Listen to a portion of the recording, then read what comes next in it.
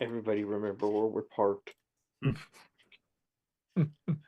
Hey everyone, welcome to Dial Level Podcast episode 105. This episode we're going to be talking about digital versus physical and how OBS sucks. Anyway, Everybody but remember where we're tonight parked. I have, of course, Retro Ryan with me. Ryan, if you want to give your intro, Hey brother, everyone, again. welcome to Dial Level Podcast. Hey guys, episode Retro Ryan here. You can 105. catch This me episode- live every Tuesday night at 10:30 p.m. Eastern Standard Time, taking your 80s, 90s game requests, playing retro-based footage, and taking song cover requests. So, yeah, happy to be here.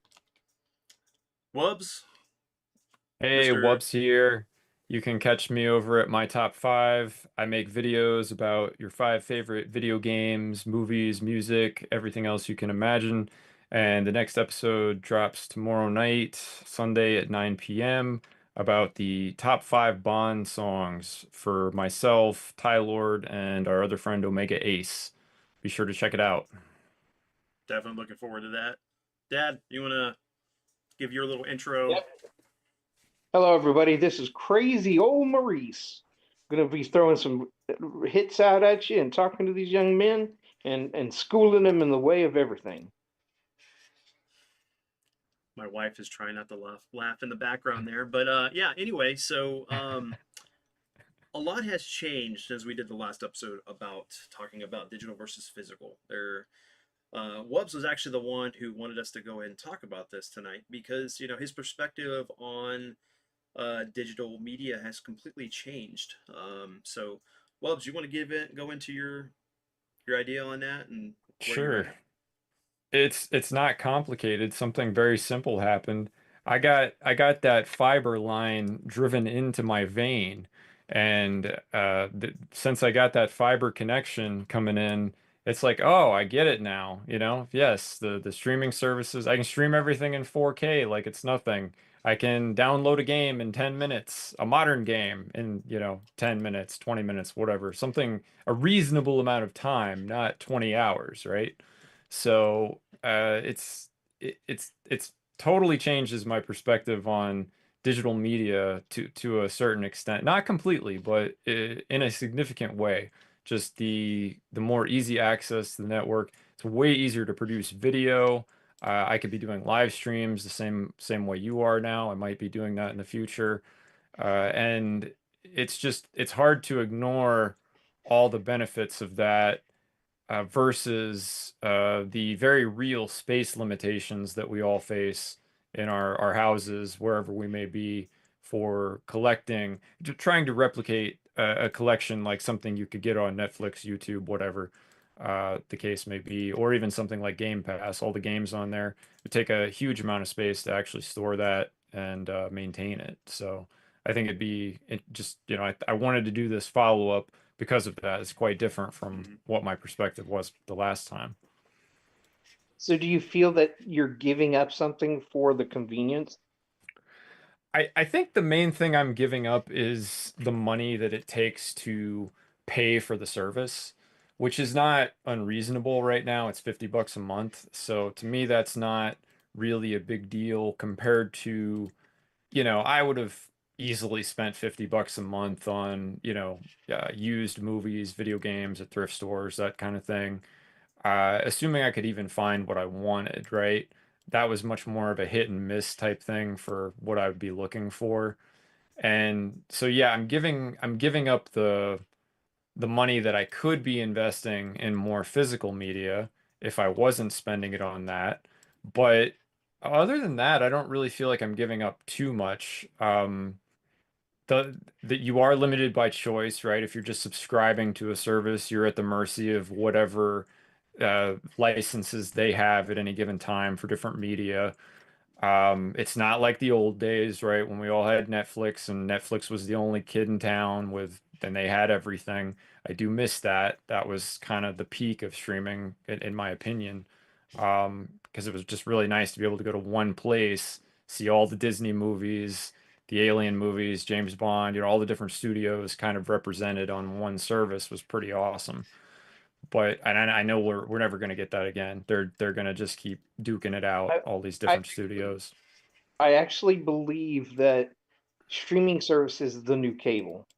Yeah, it is. Originally, to get you and draw you away from cable television, they were promising you a la carte. You got to pick everything that you wanted, Yeah. and you would pay for that. But you got less for more. But you, of course, then you didn't have to go through and be paying for other channels you would never watch. Except now, streaming services are losing money, and they make more money through advertising and through new subscriptions, new subscribers. So they're willing to let a subscriber go while they're offering these great new bundles for people to come on new. They aren't taking care of their old subscribers Sure. or offering them anything. And now they're adding commercials. They're making them into tiers. They're going out and bundling with other groups like Disney's Hulu, ESPN, and some of these others. So how do y'all guys feel about what's going on with Comcast and them spinning off some of their channels into new services? And that they're going to be pushing for advertisements no matter what service you pay for. You know, like first of all, you paid for a service, no advertisement. Then you could do a tier where the first tier was you could watch a movie with one or two advertisements. Now it's getting to where that it's crazy. The costs are, you mean you're constantly watching it as if you were on television, Right. especially the ones that are free service.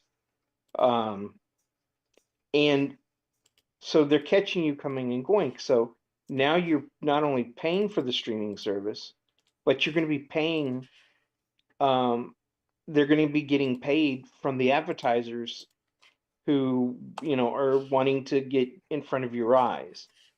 So everything, the whole thing about streaming was you didn't have to deal with that anymore. You didn't have to watch commercials, Yeah. So I think they're already becoming the new cable.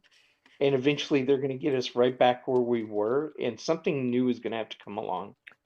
Yeah, Um, I feel like that what you're everything you're saying is true. It's a big issue. It's a very big turnoff to me personally. I was never I've never enjoyed commercials. I've never enjoyed unsolicited advertising at any point in my life. Our culture is just obviously full of it, Yes, it is. and it gets to the point. I hear an ad or I see an ad on TV.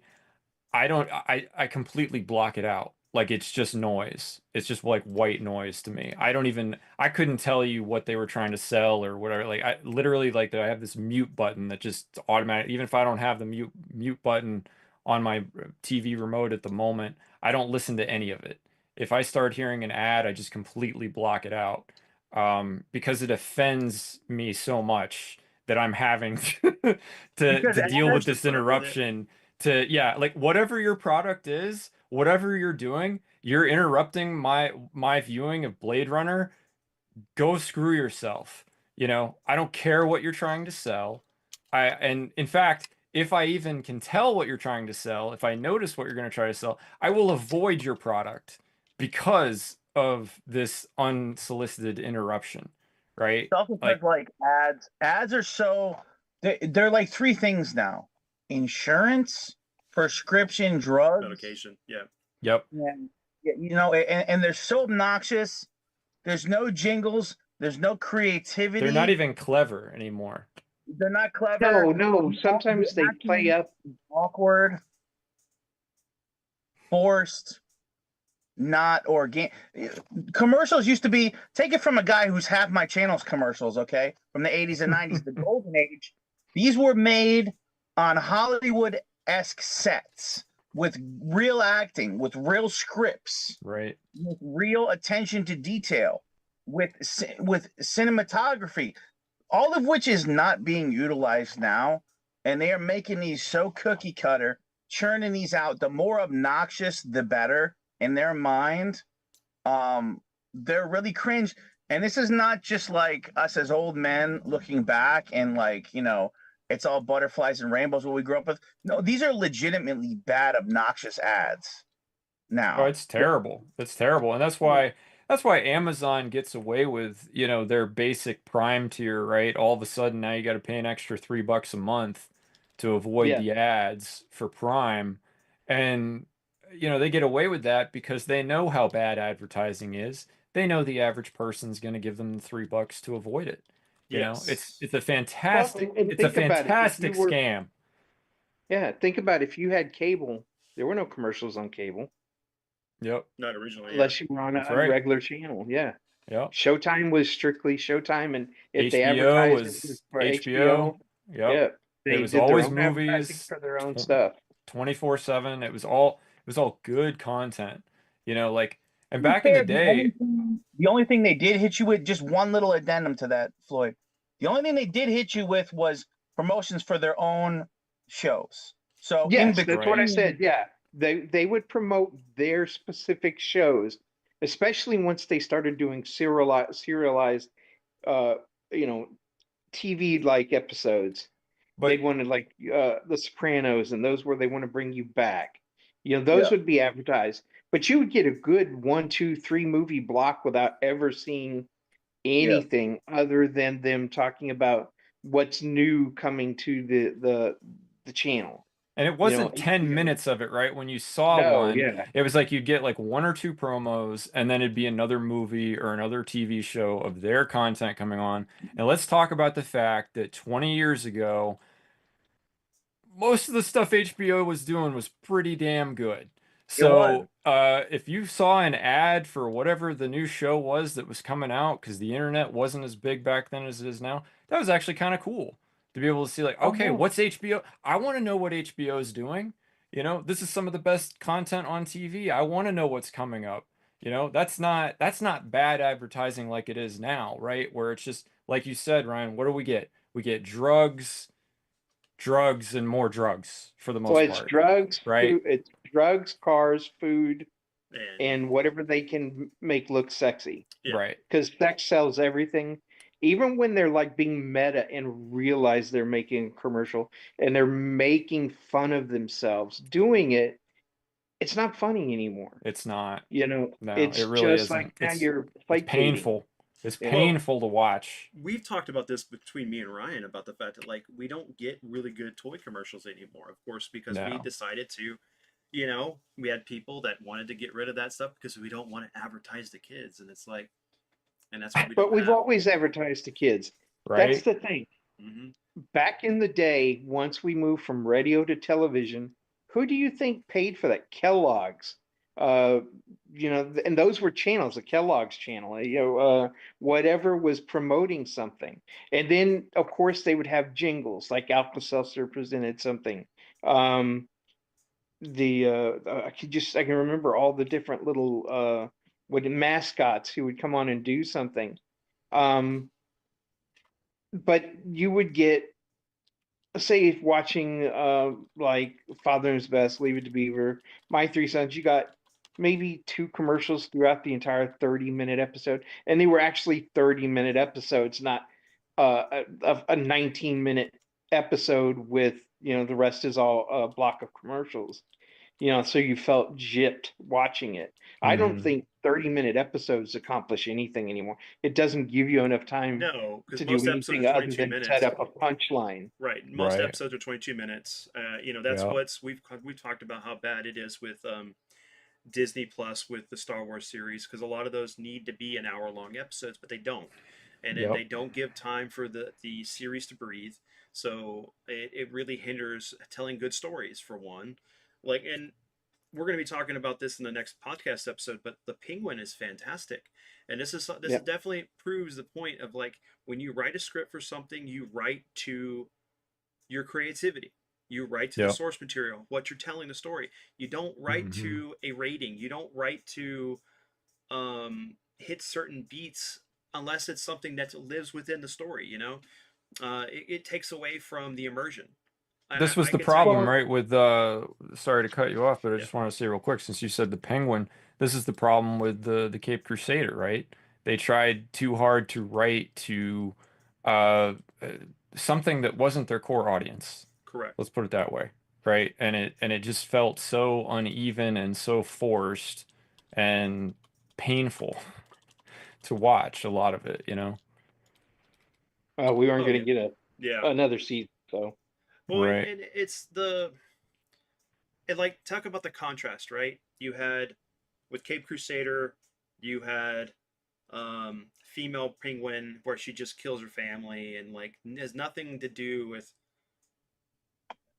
anything like what we got with Colin Farrell's penguin, where it's No. like But really, son, she's already penguin there, right? They correct. cut out her entire history, and okay, we're supposed to know that she's already got the ice. What was the name of the club? The Iceberg. Iceberg Yeah, Lounge. Iceberg Lounge. Yeah. Um, this was really to get Penguin where he needed to be, and we correct. don't really get that Penguin until the end. Mm-hmm. And it needed a minimum 8 episodes because these were tight, well-written They episodes. were. There was Mhm. nothing wasted in it at all. Everything was laid out there on the screen, so it's really the difference in being able to write a good, compelling story Correct. or Exactly. having a concept of a story. Well, and that's what I mean by that. The whole thing is, it's like we've talked about that series and how it didn't do a good justice for what the stories were going. And this is a Bruce Timm vehicle. So like Who should have versus known? he should have exactly, he should have known better. You Yep. know, when you have a story, sometimes you can't do the episode of one and done. Like you can't do the monster of the week episode. Sometimes you need to have a build up. You know, they need to have enough room to breathe and grow and become these great stories. And I know this is like we're going into this rabbit hole of storytelling again, but it all goes back to the whole thing of like this digital versus physical, because a lot of times with digital format of things, there is the binge method where you produce so much stuff at a time and you just drop it all at once, versus the now what we're seeing a lot more of where it's like you put an episode out a week and Yep. it's a little bit more compelling, but you run the risk sometimes that like maybe you don't get to go back to this and they go in and go, well, we didn't like how this turned out, so we're gonna retcon part of this story, or we're gonna re-edit these things, so you'll never get the original format of what it was. Versus like if you bought it on physical, you got it locked in for what's there. They can't go back and go retroactively change the story to fit whatever agenda or whatever story they wanted to change it to, just because it Right. didn't fit right. So retroactively changing things digitally sucks. But yeah, no. Well, and remember when you were on regular television, right? And you had a series, you knew you had at least a full 13 episodes, which is generally what you get, Mhm. to flesh out your story. Because you can't tell a good story in say 3 or 4 No. episodes.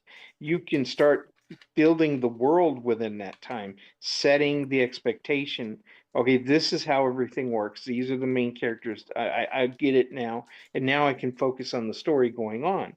And normally you got a 22 episodes season if you were picked up, and if you weren't, then you would just disappear like so many other one season series. But we learned thanks to like stories like MASH and old television shows. It took 2, 3 seasons to really start hitting your stride, and Yep. all the writers were hitting. All the pistons were hammering at the same speed. Um, and they got really good. That's why we used to have series that lasted 10 seasons, you know? Yep. Now you're lucky if you get 5, if you even if sometimes you get 4 and it still feels shortchanged. Mhm. And then but again it goes back to money, when even then ABC 13 and CBS, all their revenue came from the advertisers. And you had advertising blocks when you knew the advertising was going to just hit you constantly, especially if it was a hit show. And they started losing audiences. So what they did was the advertisements were at the beginning and at the end, and you get this, where this is what they used to say. They'd come on and say this is going to be without advertising throughout the film, and you're going to get to view it in its entirety. Hmm.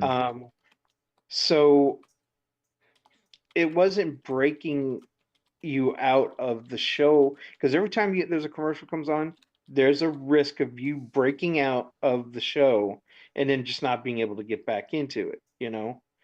Uh, what do we call that in movies where you break the The fourth break wall. the viewers? Yeah, Yeah, well, fourth the wall. break the concentration of the viewer, take them out, and Yeah. then, oh well, there's so many things. My phone. Oh, maybe I start looking at something on my phone, or maybe you go do something else. So we have a lot of competitive things vying for Competing for our our attention. time and Yeah. our attention. Right. And so you need to be able to give these, like when I watch, what is the one on MGM, with the town where everybody gets lost in it? They see a fallen tree. Is it From?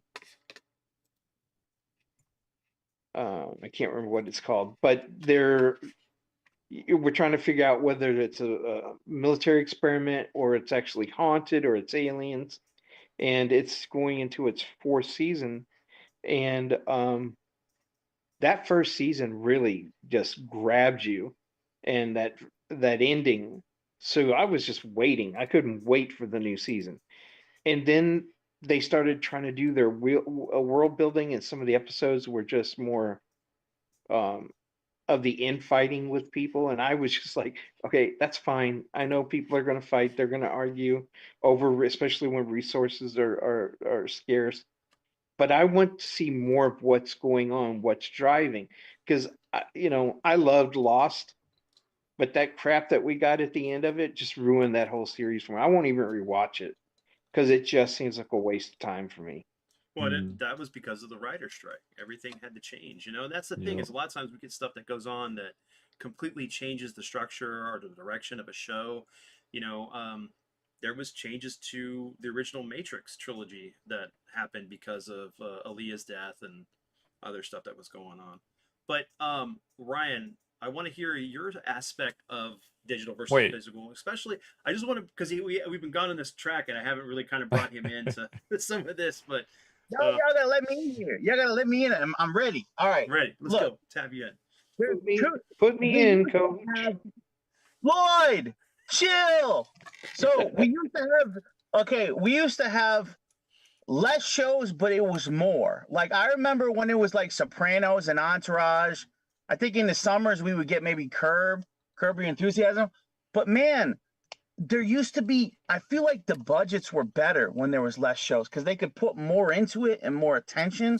Yep. Now I feel like we're getting these dime a dozen shows. I know there's going to be exceptions, right? Like I'm interested in watching The Penguin, from what Vince said, and there's going to be some high water marks there. There's going to be like your Stranger Things, which I've always loved that show. But a lot of these other ones, they're like, we're just going to give you this, and you're going to probably not even be that into this show, but it's something to shut you up. I don't like that because you're left with like a feeling like after you had McDonald's or something, like you're sick in your stomach. You're like, I'm not hungry now, but now I feel sick. Like you want to, after you watch a show, you want to be like, God damn, that was good. They leave you on that edge of your seat. They got you hooked. Yep. And I feel like we're getting more, but it's less now. We used to get less, but it was more. That's how I feel. I agree Well, I mean, completely. like, you've got NCSI, everything. Everything's a Yeah, cop everything. procedural show or a hospital procedure.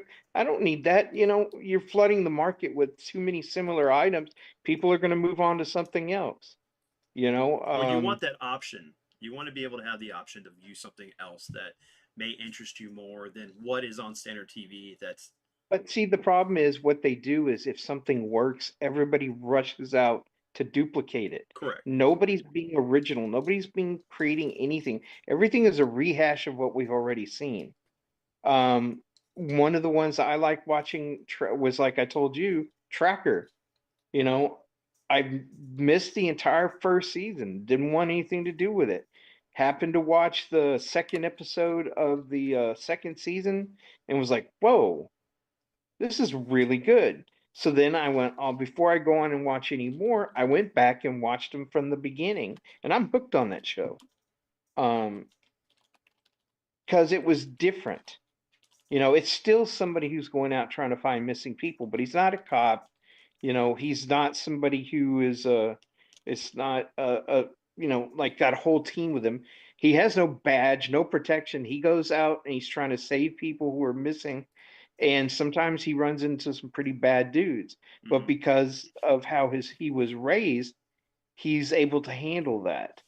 And so he always feels sometimes like he's out of his league, but he finds a way. And it's not like he escapes it because he gets hurt sometimes. And so it's just I have more in common with him. I really enjoy that. You know, I don't want to go watch another cop procedural show where they solve the crime in 15 minutes with technology that doesn't exist. Yeah. I mean, Let me pose a question. Let me pose a question to you guys.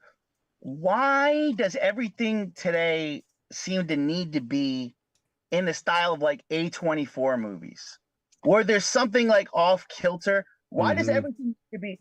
There's such bandwagon shit going on with Hollywood and TV shows. They got to be like, this is hot right now. Let's make fucking everything this.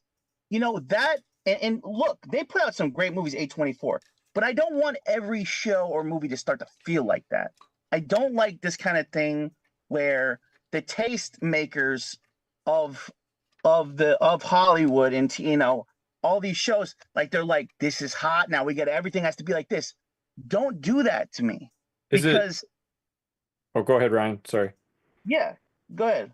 Oh, I was going to say, related to that, is it fair to say that perhaps Hollywood in general has reached a point where it's, because of streaming largely, it's all about quantity and it's not about quality at all because of what you just said? It feels like it, man. Yeah, that's really what it feels like to me. And this is one reason why a show like Fallout stood out to me so much. Because I watched that again on Vince's recommendation, and it was like one of the only new shows I've seen in the last few years where after I watched it, and as I was watching it, I was like, oh, wow, this is really good.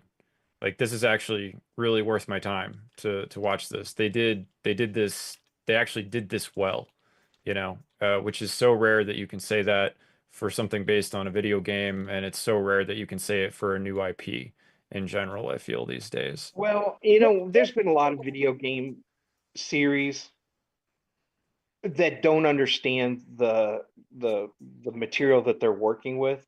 Yep. They hire somebody who's hot because of another product, who really half the time don't like what they're going to be directing, so they have no passion for it. The people who made Fallout, you could tell they played the game. You could tell they loved what they were doing. It showed on the screen. You look at what's going on with the new Dune series. Excuse you. Move along. On Max. Look, it's the cat cameo. I haven't watched that yet, Vin. So no spoilers. I won't do any spoilers, but it's not Dune to me. It's more political intrigue. It's another Game of Thrones, but okay. Well, that's what HBO does now, right? They do Game of Thrones political stuff. Yeah, right. That's Amazon too. Yeah. Yeah. Most of the time. I was talking to Ryan about like how this last two-parter season so far of Cobra Kai for season 6 has been really good, because it's like this is the last season, and they're like pulling out all stops, and there's some risk involved, and you're starting to see these characters getting ready to go off to college, and they're focusing on this tournament, and it's really good compared to like the drama of kid drama that we were dealing with the previous seasons. So it's like they're finally coming together to this point to finish this out. So I'm hoping that part 3 is really good and they set it off on a good fashion, because the next thing after this is that the Karate Kid movie with both him and Jackie Chan to combine that universe. So we'll see how that goes. We're covering the streaming shows good, but let me make one point about the movies we get with the streaming networks. Okay, this is my issue with the movies we're getting, and I look, thanks to Vince, I have a couple logins from him to a few. I have Netflix on my own. I have this on the other, you know. So I got kind of access to them all, or I can download whatever's out and I watch the stuff, right? But this is my issue. They also seem to blow their wad on the budget just to get a big name star, but they put him in a shit movie on these Yeah. streaming. This is my fucking issue, Yep. okay? Yep. They'll get Brad Pitt or they'll get a Matt Damon or they'll get Mark Wahlberg, but the movie will be ass. Yep. And so you'll watch it because you like one of these guys, right? But the movie will not fucking deliver. And the Perfect other example. Eddie Murphy did the Eddie Murphy's Christmas movie last Christmas. It was the most ass film I've ever seen. Yeah. But I had such high hopes for it because, oh my God, Eddie Murphy's doing a Christmas movie. This could be awesome, right? And it was terrible. This is what I'd compare it to, Wubs. This is what I compare it to, okay?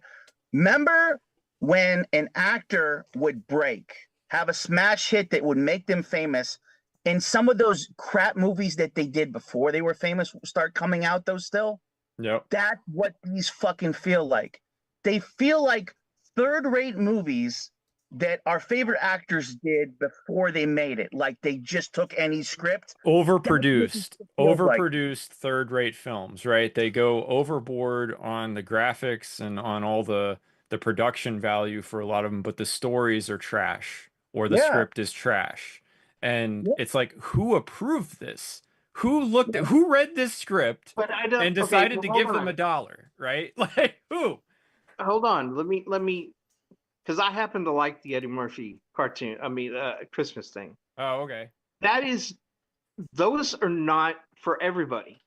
You know, he does those for his kids. And he does it for people with kids, not somebody who is, a little bit more into something else. You know, remember when you're watching something, know who the audience was to understand where it's coming from. For the appeal, Sometimes I you get that. gotta let it go and just enjoy it for what it is. Because there's sometimes the movie can be so bad, it's good. I gotta say this to that, okay? I'll give you what should have been big IPs. Okay, the Beverly Hills Cop was pretty good with Eddie Murphy, but yes, Axel Foley was great. What wasn't good? Floyd was Coming to America 2. I hated it. I hated it. But that was because our expectation was set from what was the original film. This is what I don't like is what actor changes when they get older, and we want to stick them into the same roles as they did before, and they're not there anymore. They can't. You know, it's like expecting Ridley Scott to do a good Alien movie. He can't. He's just not in that. Yeah, but that's the problem with doing a sequel, though, Floyd. Because if you're Eddie Murphy and you're signing up to do a sequel for a classic from when you were younger, you better bring it. Because if you don't, it's gonna scar that IP. We're not gonna forget that. I'm never gonna forget Coming to America 2. I'm not gonna forget the later day sins of Eddie Murphy. I'm just not. Right? Okay, let me interject for here. When part of the problem with that film was the shoddy, gimmicky storytelling of like, oh yeah, he had a relationship with this long lost kid is his and blah blah blah, and like it didn't have the heart of didn't have any of the feel of no. the comedy that was pure gold with Eddie Murphy at the time back then. Well, that was because that was a movie about a fish out of water. Now you have the fish living in it's a different pond and a different fish, and none of it melded together. No. What would have been great was Eddie Murphy. You found out that Eddie Murphy had given up all of that to live in America as a poor person running a restaurant. And then we catch up with him years later, and maybe his father died like he did in this, and he has to go back home to run the kingdom, and he's not that person anymore. No, he's not. That would have been great. That would have been fine. Yeah, that would have been way better. And it's still a better structure for a story than what we got. It was bad. I mean, but you know how I feel about the third one. The only great about the third Beverly Hills Cop movie was the opening. It had such gravitas. Oh It yeah, was so good. with And then it Inspector goes Todd, and off. then like yeah, all that it starts up as like this Diana revenge Ross. story and everything, and then it's okie dokie. You know, Yep. it's the comedic like it's technically that movie is the best example of what happened to all rated R films that we enjoyed as kids becoming PG movies. Yeah. Yep. Trying to make them more mainstream. No, I they're gotta trying to kinda- broaden up the bigger audience so they can make more money. Yep. Let me give you the Lumberg here though, because I gotta go ahead and disagree with you there. Because I feel like, okay, we can't just say like the reason Coming to America 2 was bad because Eddie, it's like he can't be doing that anymore, repeating the past.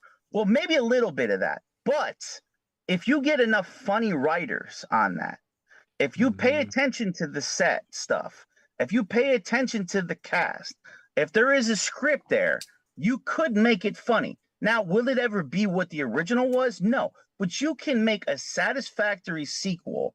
I don't But just believe that it's Eddie's can't be doing this anymore. You could make it work. the humor is not there anymore. The humor that made those movies funny is not allowed anymore. Yeah, it's not We Well, and can't that's tell the the same fundamental type issue, of right? I joke. think you hit on it right there, Floyd. That's a major problem with, and that's a large part of why so many of these movies were saying it's about content, it's about the quantity, not the quality anymore, because there's all these unwritten, well, they're probably in Hollywood, I'm sure they're written rules, right, about what you can and can't do, and you have to have X amount of diversity, you have to have X amount of this. Here's the no words, here's the thing. Mm-hmm. And man, I watched talking about Eddie Murphy. I watched another 48 hours and another 48 hours the first time this year. I'd never seen him before. I could not Oh, wow. believe how the language, the implications of racial Oh, tensions and issues and that. And I watched it like no big deal. I was like, hey, well, the 80s, whatever. Yeah, I'm sure it was probably more like that, whatever, and but I thought to myself, this movie would never be made now. Not in the last 10 years. No No, way. not in the humor aspect of it. No. And it was no, funny no, though. It was like, okay, it's all these heavy themes and stuff. All right, yeah, the language is really heavy. It's very violent, all that. But it was like this would just never happen because of the racial stuff. Just the way that they portrayed it and stuff. Yeah. But they did it in a very realistic manner, I think, for the times. What it would have been like between, those two characters, a white cop and a black criminal from a tough city. It you was know why I very think they played it believable. up? That would be their language exchange, You know the way why I they think did they it. played. You know why I think they played up the racist stuff in that too, so that his scene could even be more groundbreaking in the bar when he says there's a new sheriff in town. Yeah. So you got the racism from Nolte, you got Yep. the racism from the I'm redneck your bar. worst nightmare. It made his scene so profound It did. and Yeah. shine on that spotlight in that scene. Yep. There's a new sheriff in town, you know. And that's one of the things about like those films anyway is the fact that like a lot of films back then, they started the groundwork for comedic stuff. They Special says, guest. and it paid off later. Like Yep. you can't do that now. You can't like set up a joke in the first 15 minutes that pays off in 45 minutes later or the end of the film. Just because like the attention span of some people sometimes when they watch stuff because Everybody's on their phone. They don't Yeah. make that connection, right? Mhm. They're not you don't have their attention that long necessarily, which is unfortunate, I think, but yeah. I think you're right about that. And the other thing that I think is wrong in Hollywood that we pigeonhole actors into certain roles, and when they want to step out of that role, and it's not what people are expecting from them, we badmouth them. We Yep. limit them. We want them to be what we want them to be, and we refuse to accept them as anything else. And that's wrong. They don't get into acting to be stuck playing the same characters over and over again. I mean, it kind of to my point was Sylvester Stallone has never played anything else but Sylvester Stallone, except in one movie. That was Oscar, one of the best comedies I have ever seen, and it had to deal with the mob, but it poked fun at itself. and Mm. Stallone poked fun at himself, and it was the delivery was very quick. It was that kind of Clue humor, that rapid fire jokes that you don't ever see anymore. But if then you look at the movie he made of Cobra, which took itself way too serious, I can't watch that movie. Cobra is It's a a hard one to watch. It's very, Either. very horrible brutal. movie. Boy, we're on the same page. I've tried to like Cobra. I've tried. Right? I'm I sorry, have Tip. to. I'm I sorry, have to. Tip. Yeah, yeah. There's He movies loves that that, movie. bro, there's movies that, like, I used to look at that cover at Blockbuster and be like, man, this looks so badass. Let me give it a shot again. And I just, 20 minutes in, every time I'd be like, this sucks. The disease. I'm And here. now understand that Yep. he was hired to play Beverly Hills Axel Cop. Foley. Yeah, he was originally hired to And play Axel Foley. he wanted to rewrite it and change it into what Cobra was. And they were like, "Are you nuts? No, It's that's supposed to not be what a we're doing." comedy. So what did he Right. do? He went off and worked with a writer and produced Cobra. Well, I And am you so see glad which that he one the- stayed away from Beverly Hills Cop if that's what he wanted to turn it into. We got way Oh, better yeah. movies That with Eddie Murphy. Comedy gold, man. Like, but But even that's even what- then, it was something that had a different level. Like with Beverly Hills Cop, it had a different Mm. level because it had its highs and it had its lows, and there were things there that kind of made it balance out throughout as you were watching it. Vince, can you do that one night as a topic? Just movies we've tried so hard to Tried like. to but we- watch. We can do Oh, that. We man. can do that. I got some doozies there. What's up, sis? Dad, Ricky O. Oh no! Oh my God, yeah, Ricky O. No. I will watch that from another state, Yeah. another state of being, Monster mind, Max. whatever. That's so horrible. It brought me back from the dead. Mm. It did. It did. I was on my practically a coma, and somebody in the room, it ended up being my son-in-law, decided, "Hey, let's." Did you tell him to do it, or did he say do it? Here, you tell us. Okay, so when our dad was in the hospital, and he had coded for like 30 minutes, they'd basically they'd intubated him. He was in ICU and everything. Well, they'd finally decided to remove the intubation so he's like breathing on his own, but he still was kind of like in and out of consciousness. And Anna was there, My wife. and I guess He's she laughing. had it on speakerphone or camera or whatever. Because what happened was Brock had said in the background, "I know what to do to revive your father. I'll just bring Ricky O up there and put it on the TV." And Dad, who's half in and out of it, just goes, Yeah. and we actually have a picture of it, and I was like, and Nice. Anna was like, and there he is. Back from the dead.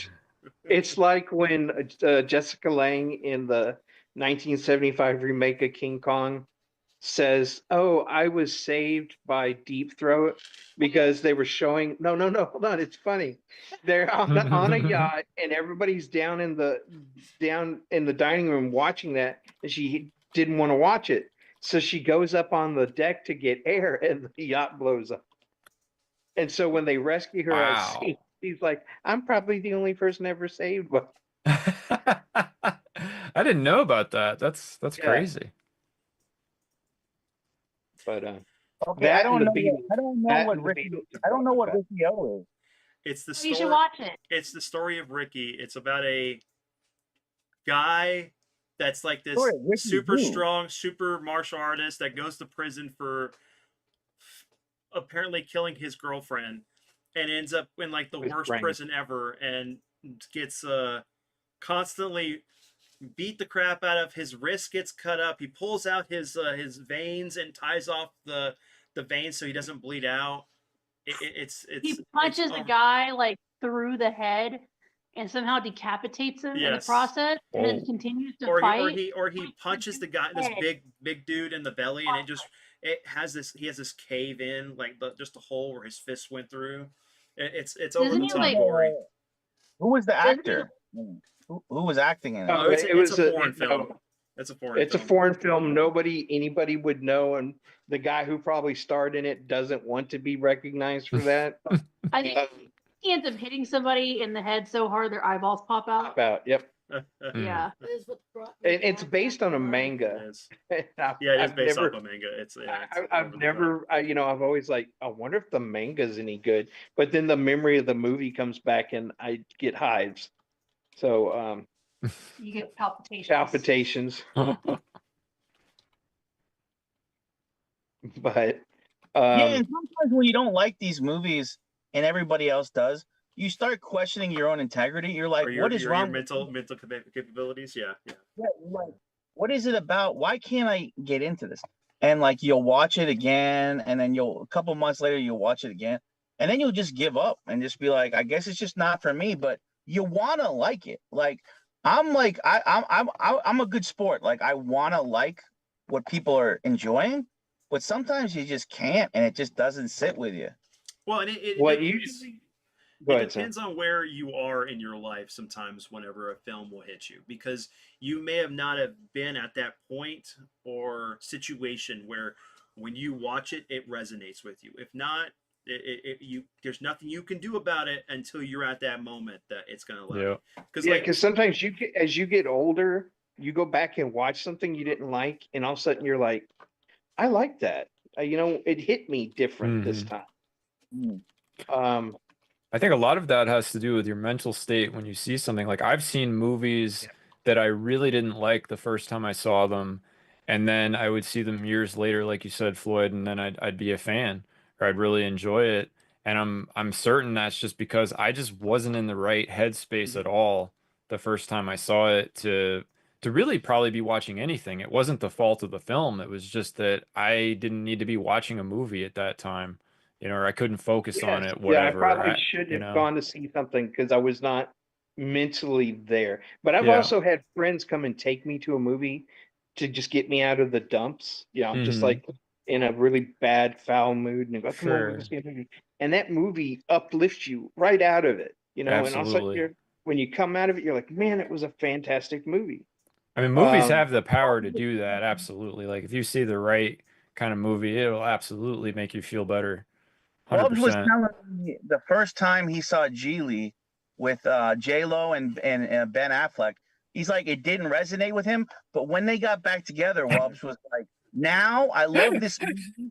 They rekindled their romance. Here goes my sister. So speaking of like being in the right mindsets, right, for movies, I can name 2 movies that I to this day have still not watched all the way through. And I'm going to blame my dad for this. So one of them is Pulp Fiction. Still have never seen it all the way through. Y'all guys can judge my God. whatever.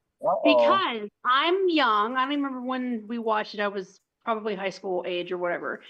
I walk in and it's the part where he's jabbing the needle into Uma Thurman's heart. Yeah. And I was like, what the frick is this? And I was a huge like anti-drug person when I was younger.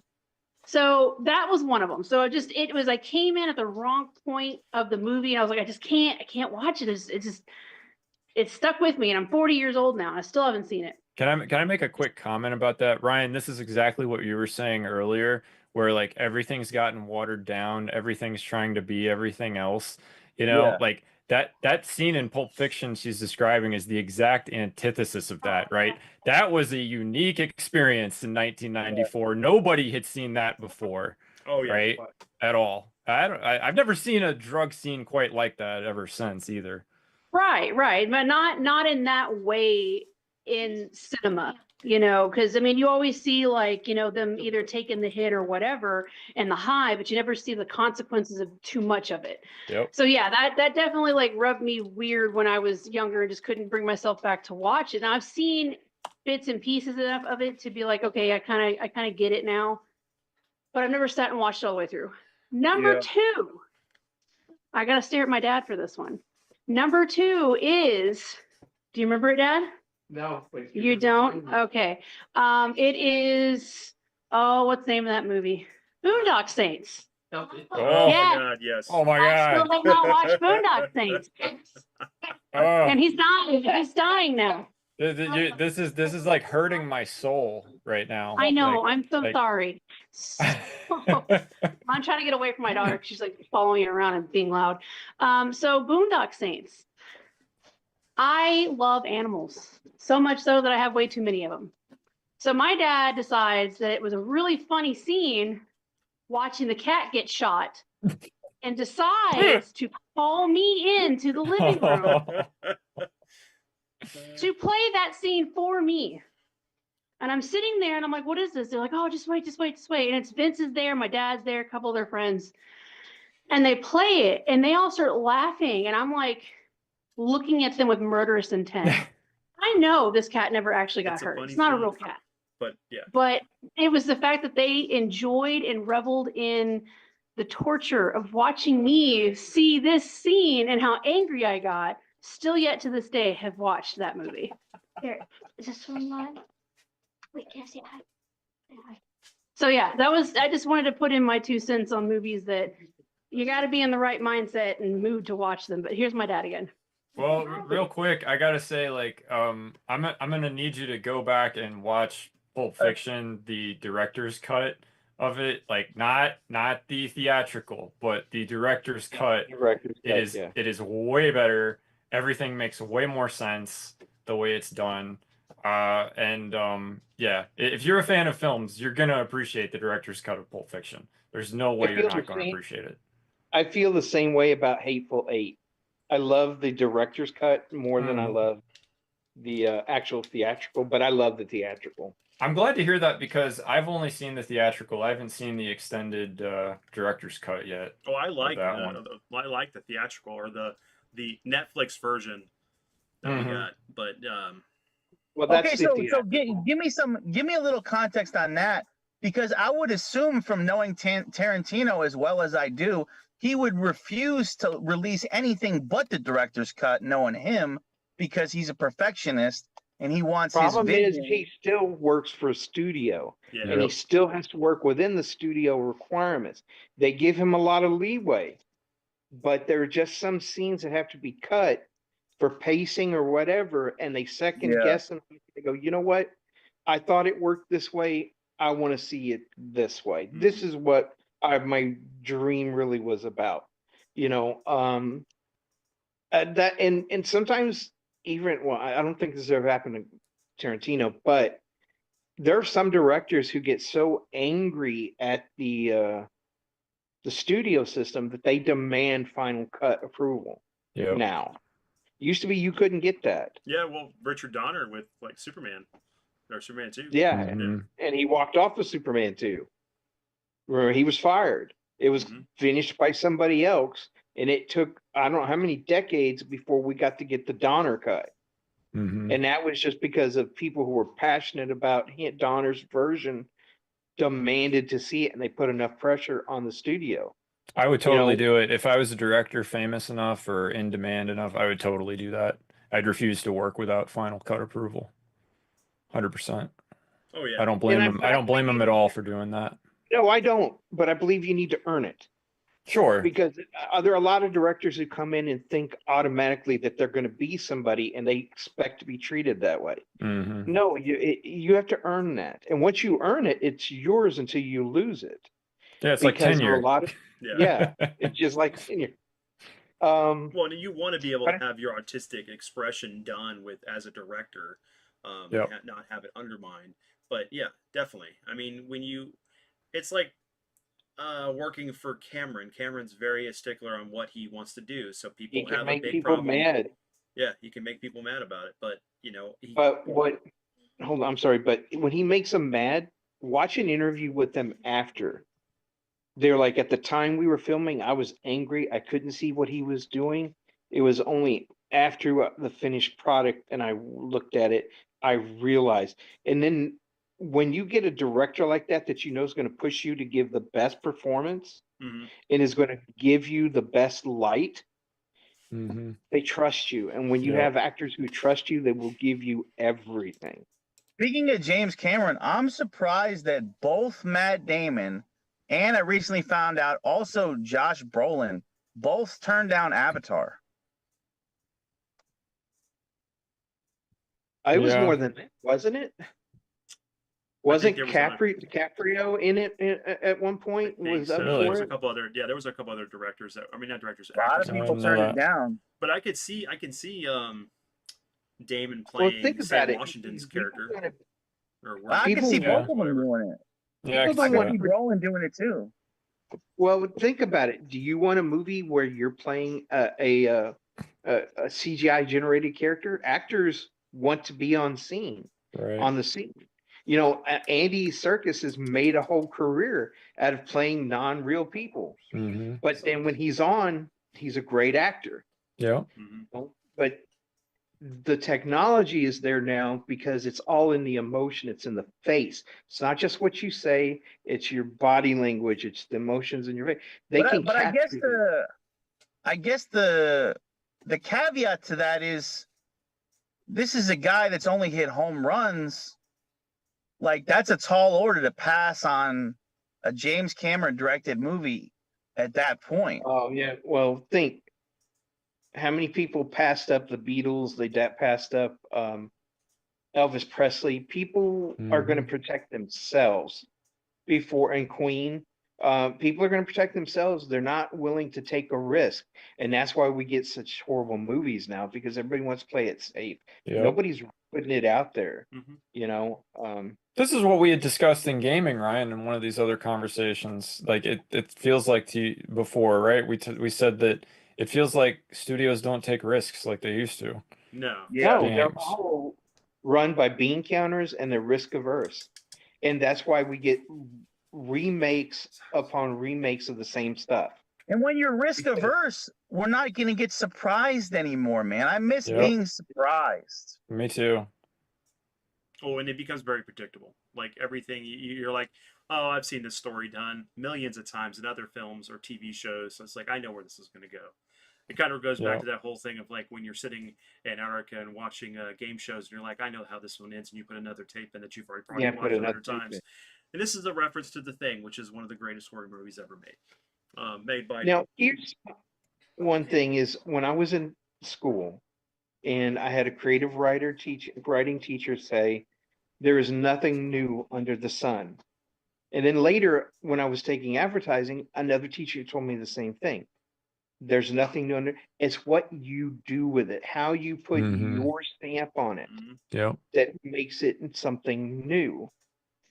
We've talked about this before, like when we talked about the remake of Psycho. Yeah. That could be said to a point, though. Well, and then also that's the YouTube thing too. I mean, like we're all doing our own thing, our own spin. Like, let people do what they're going to do. If you don't like it, don't worry about it. It's there Yeah. for somebody else. And don't get butthurt because someone does something that you don't feel comfortable doing. I don't know, but it's the same. Yeah, it's all the same. When you do anything creative, you have to put your own creative art spin to it. Because that's what leaves a mark for anyone to like that. Because if we're just like everyone else, then we're no one at all. True. I think yes to that. When you are artistic, you can have somebody redraw a Picasso or whatever, but it's never going to be like the original. It's going to have their twist on it. Here's the only issue that I have with Hollywood when it comes to that, is because if you already have a fan base, if say I'm going to bring up my favorite, which is Resident Evil, you already have a fan base for that video game. It's already does really, really well. That's the whole reason why you're making a movie franchise on that video game. And then you go and shit on it with the movies that came out. And then you have now a whole group of people who are like, oh my God, I love Resident Evil. Man, Alice is my favorite character. And I'm like, what? I'm like, you guys are dead to me because it's not Resident Evil. Yep. Why are you calling my name? Not you, Alice. It's Well, something else. let me add this too. It's like And no, she's not named after her. going I to was go wondering. see Silent Hill and being like a fan of the series from day one, and then like younger kids that are like only a fan of it because of like maybe 3 or or 2, and they're like, oh look, they're playing the music, they're fangirling out, and it's like, look, I'm happy that there's other fans for this, but it's like part of that is in a way the problem too, because they don't understand the audience that enjoys this stuff, and Where it came from. and it can make it unfun, like, you know. Yeah. Well, You're it's a fine line that you walk. You cannot destroy what went before. You have to build on it. You give the audience a new jump on point and you can tell a story. Because if you've built your world correctly, there are many stories to be told in that world. You do not have to go in and retcon everything to fit your present day perceptions. Yep. Leave Star Wars for the Luke Skywalker saga for those people who love that part. Leave the Jedi for those people. Do a story about the smugglers and all that other. There's political intrigue. You could do 100,000 things with Star Wars, but Yep. yet no, they chose to just try to recreate what was gone before. right. Never worked. Mhm. So back to that whole point, I think that having an artistic take on things to an extent is great. That there's a YouTube channel for everybody, although there's a lot of people who do, video game streaming or this, that, and the third. Everybody has their own niche to it, and it makes it, an individual, more personable thing. But when you are taking something that already exists and then you want to recreate it in a different format or different, medium, we'll say that. But then you go and change it so much that now you've made the people who liked it originally, which is a big fan base, angry at you. And then, you have this whole new fan base that has really no idea where it actually comes from, what the true story is behind it. And I Yeah. can say that about every book that's ever been turned into a movie. You've got the people who've read the book, love the book, who wanted to actually see this book played out exactly how it was, but on cinema, and then you change it. Because Well, now they're like, this is crap. That's the problem with Disney Star Wars right now. Yes, They've I agree. so alienated their core audience to the point where a lot of us have totally checked out. Yeah. Like, Yeah. I don't really care what new Star Wars show. I know there's a new one out now, Skeleton Crew. I don't even know what it's about because I've They actively ruined ignored it. Skeleton Crew for me. With that trailer, Because they changed it. No, I mean just the Stranger idea Things in from what it space? was going to be. Mm. Yeah. Yeah. But you've seen that. Okay, we're going off on a tangent, way off of what this was about. But we've already gone. We've been off for we've the whole jumped most up. of the video.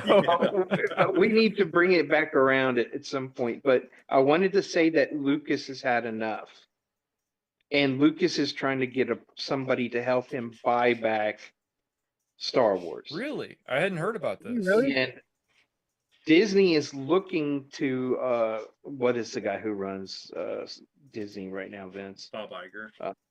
Bob Iger has been doing interviews, and they're looking for a graceful way out because they interesting. just lost the Carano case. She won her case against Disney, She should. and so Wow, I didn't they're realize trying to that they find- lost. That's and they're that's trying interesting. to find a way to gracefully bow out of it. Mhm. I don't think But he'll Kennedy- get it back. I don't think he'll get it back, Floyd. Well, Kennedy wants to buy it too, and I hope like hell Oh she God, I hope that doesn't happen.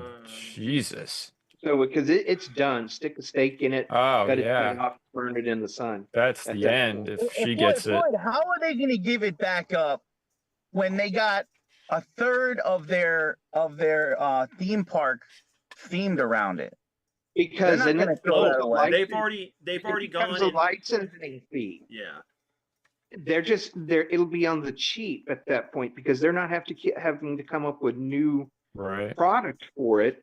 They're just going to license the existing product and then sell tickets to people who are going to pay them to go there. Yeah, I can see that happen. They're trying to remove all the stuff that's for I can talk The about how they prequels. easily fix it. not prequels, Well, hold on. sequels. So they're trying to make it just a generic Star Wars location, then sequel centric. So Mm. I've actually been to Disneyland. I went this year. And the parks for Star Wars can easily be transitioned to any themed one that you want it to be. The only difference is the paid actors that walk around. You already have the classic the troopers. You already have Darth Vader. The only thing that's been added that's new is you have Rey, and then you have what's his name? Kylo Ren.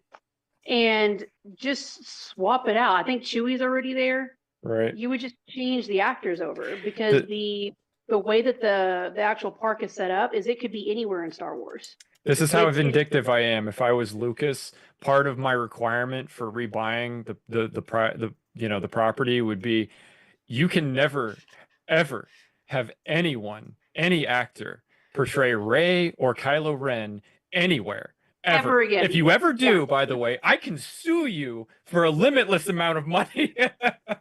Yeah, You know, which like, will that would be fuel that would my be the reshoots first for the thing prequels. in the contract, right? Like, if I was doing it.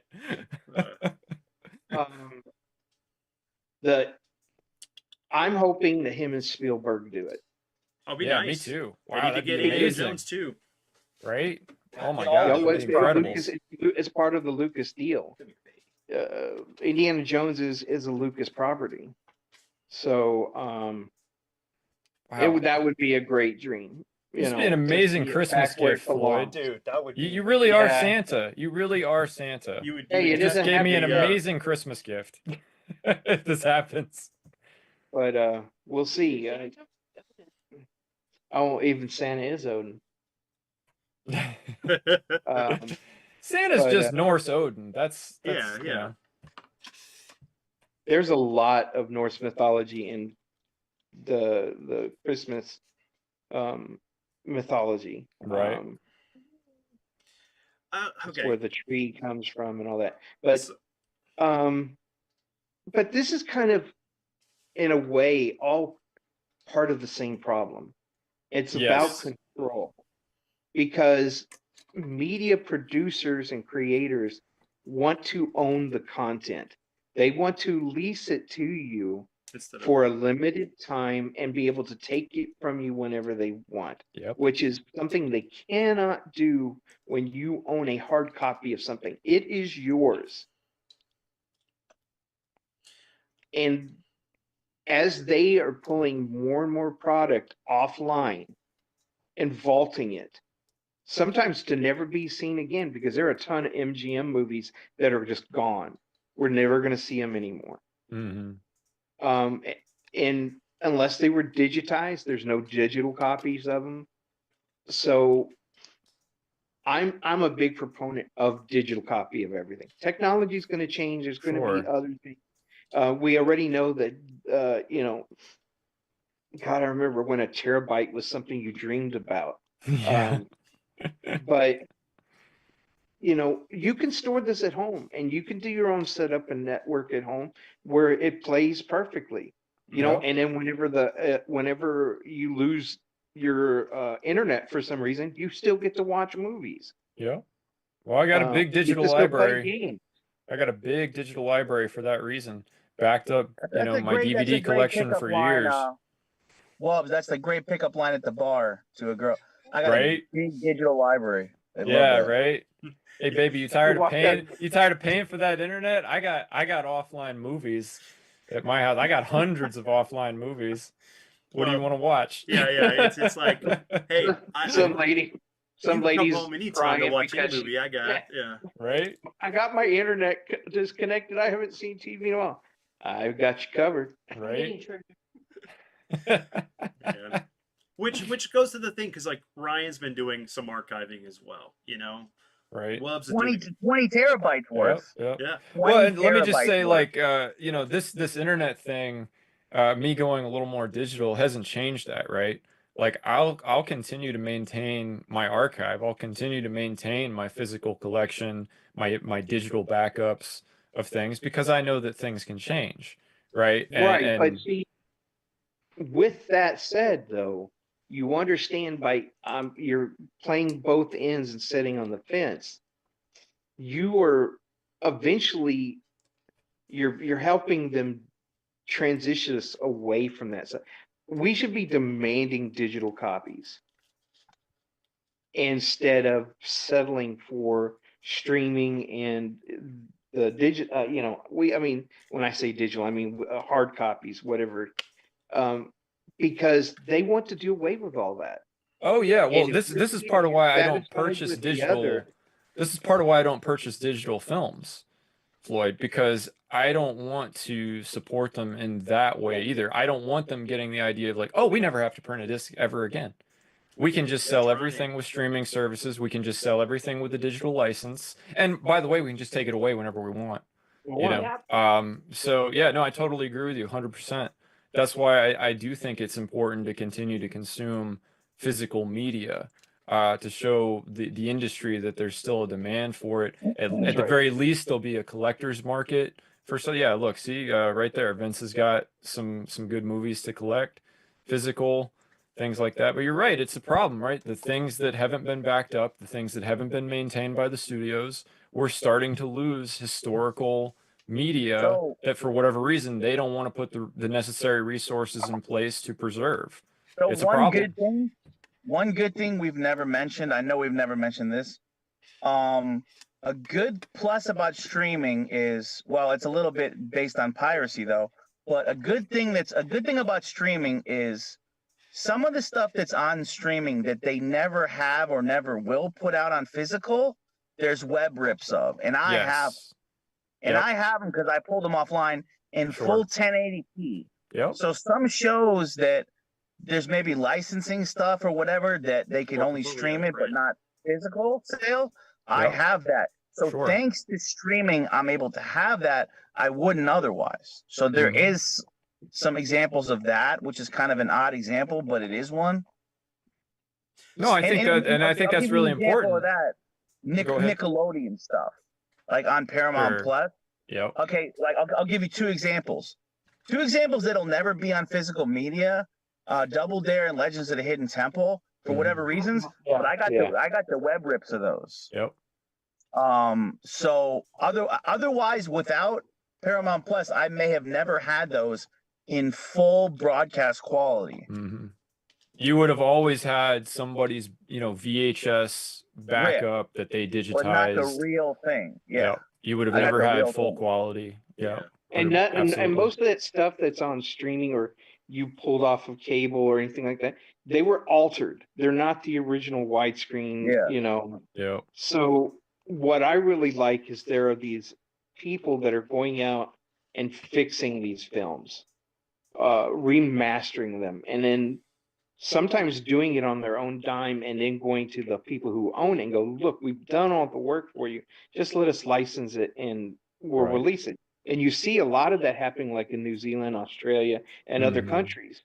But they aren't allowed to release it here in the US because of distribution things. And I'm like, that's crazy. So I've got to go order something out of the country. And, one lucky thing is we don't have to worry about zone restrictions on the stuff anymore. A lot of that's almost gone away. Because sometimes you would order something and it wouldn't play here. Yeah, that you got the region locked media based on that stuff. But it's that's another thing I was gonna say related to that, Floyd, real quick. Doing the Bond series I've been doing with Ty Lord, we've been watching the Blu-rays of all these films that have been restored from, I believe it's 8K scans that they did of all the original negatives. So the quality that they were able to get out of doing that frame by frame restoration in 8K, and then ultimately doing a Blu-ray production of it is unbelievable. I would have never thought I could see films from the 1960s that looked like they were just shot, basically. Like the quality is unbelievable. And also, I actually think that that's the most important thing that any studio is doing right now is high quality restorations of negatives of these older films because of time and decay. If they don't do it, at some point, those negatives are going to decay and you're not going to be able to get that level of quality out of these old films, right? And it's a big problem as well because we just don't get a lot of movies of the quality of so many of these older films anymore. No. So from my perspective, this is the most important thing anyone in Hollywood is doing right now, is the restoration of the old classic films and distribution of them. So two things that I And wanted to bring up was the fact that, like, for one, the Terminator 4K that came out with Yeah. the restoration on that was amazing. There was things I didn't notice with the standard release that were amazing. Like the fact, one of the ones that stands out the most is, like, you know, Sarah biting Kyle and telling it, he's like, I'm not a Mhm. machine. I don't feel pain. And there's a scene, you see it, you see the bite marks more in detail. You see that there's blood that you could never really see quite well with any other release of it. You know, being able to have the original soundtrack back into it, some of the touch-up work to allow the quality of the film with the puppetry that was done from Stan Winston to look better than how it's ever been. Oh, it's just like the guy who I showed you, sent you guys. I didn't send the group, but you sent the video. The guy who's restoring the original Star Wars to its pristine cut. And when you look at, like, say, not Tatooine, Yavin, where the one guy's in the tower, Yeah. and he see the Millennium Falcon coming in for the landing. All, you know, after a certain point, that tower just looked like a gray blob, right? Well, he's gone back, and he didn't take it from one. He went back and found multiple copies of the film, and then was able to lay them over each other and bring out details that has been lost for decades. And I've watched some of the restoration he's doing, and it's so beautiful. And the details are just things you haven't seen in Star Wars. Yeah. You know, Wow. it makes you, like, when you're watching it, it's like watching it again for the first time. I That's really how I want to felt see with that. Terminator. That's how I felt with Terminator. Was I knew the Wow. beats, but, like, seeing it with this new restoration was amazing. Because remember, the complaints were with Aliens and True Lies and Abyss that he took out the graininess. It made it look too clean. The actors looked like they were plastic. This looked so good. It looked like you were, like, looking through a window in it. I was like seeing this film for the first time from all the details. But that's another thing too, is that one of the things that we miss with digital film, and it's something Dad brought up before, not on the podcast, but it was something we wanted to bring up here, is that you don't get the special features. You don't get the documentaries. You don't get the special commentaries sometimes. You just get the film. And it's like, why am I going to go buy a digital copy when I can get the digital copy for free for a physical? And, like, I get, you know, the commentary and stuff and all these special features that I don't get with a digital version. And my point when I was talking about it is, it's a snapshot. It's a time capsule, because when they're doing their commentary on it, or when they're interviewing the actors and the producer, the special effects art, that was then, at that moment. Yep. You know what they were thinking. We're not hearing from them 20, 30 years later when they're a total different person and they're viewing it from from a position where how they perceive it is different. And it's been influenced by all these other people who watched the movie and added their own 2 cents to it. And then, oh, they were like, I'm like that. I'm going to add that into my perception of it. No, this is when they filmed it. This is as true as you get to the facts about filmmaking. And I love that. And the fact that we're not getting that anymore is just wrong to me. I mean, we've lost something. It's like going into a library and just ripping out all of the cliff notes and all the little things that are written in the book that are, where the author is saying a note about, when I wrote this, I was feeling this way. And it changes your perspective of what you're reading. Alternate endings or deleted scenes. Yeah. And if sometimes the movie that we get is not the movie they filmed. Right. and they'll talk to you about why it changed, who changed it. I'm sorry, guys. Go ahead. Well, I was just gonna say that I feel like it really depends on the movie, right? Because a lot of your casual movie fan probably half the time doesn't watch any of that stuff anyway. But like for collectors or people like us who are interested in learning how things work and the process, and like you said, getting into the heads of the actors, the director, what they were thinking at that time when they were making the movie, it's a priceless thing that's been lost. You know, like we don't get that. You know, I mean, for unless you're somebody who actually worked on the project, you'll never know about that stuff. There's a different aspect of this too, because we've been really focusing on film. You got to look at like what's going on with the gaming stuff, because like a lot of Oh times, yeah. because like that's another thing. Like when I went to go get Ease 10, Mm-hmm. I couldn't get it. I couldn't find it. I had to get it digitally, and it's like they're making it where you are being forced to move into this digital frontier, and Yeah, they're not going to give you a choice. yeah, They're going to slowly Right. wean you off and funnel you into that. You might be doing it kicking and screaming, but that's where we're headed. They've been doing it for years too. I mean, they've Yeah. been gradually having less physical media at all of these department stores, and you know, it's harder. Like now, Walmart's gaming section in general is pretty weak. garbage. I mean, Weak. their film Yeah. section is like almost gone. Best Buy. Best Buy doesn't even have who any used to have films. yeah, when they used to be where you went when a Yep. new film On was coming Tuesday? out on Yep. Tuesday, you were there. Best Nothing Buy was- was great for when I was a kid. Best Buy was great for music. I mean, this was 20 years ago. Let me ask you a But- question about Best Buy.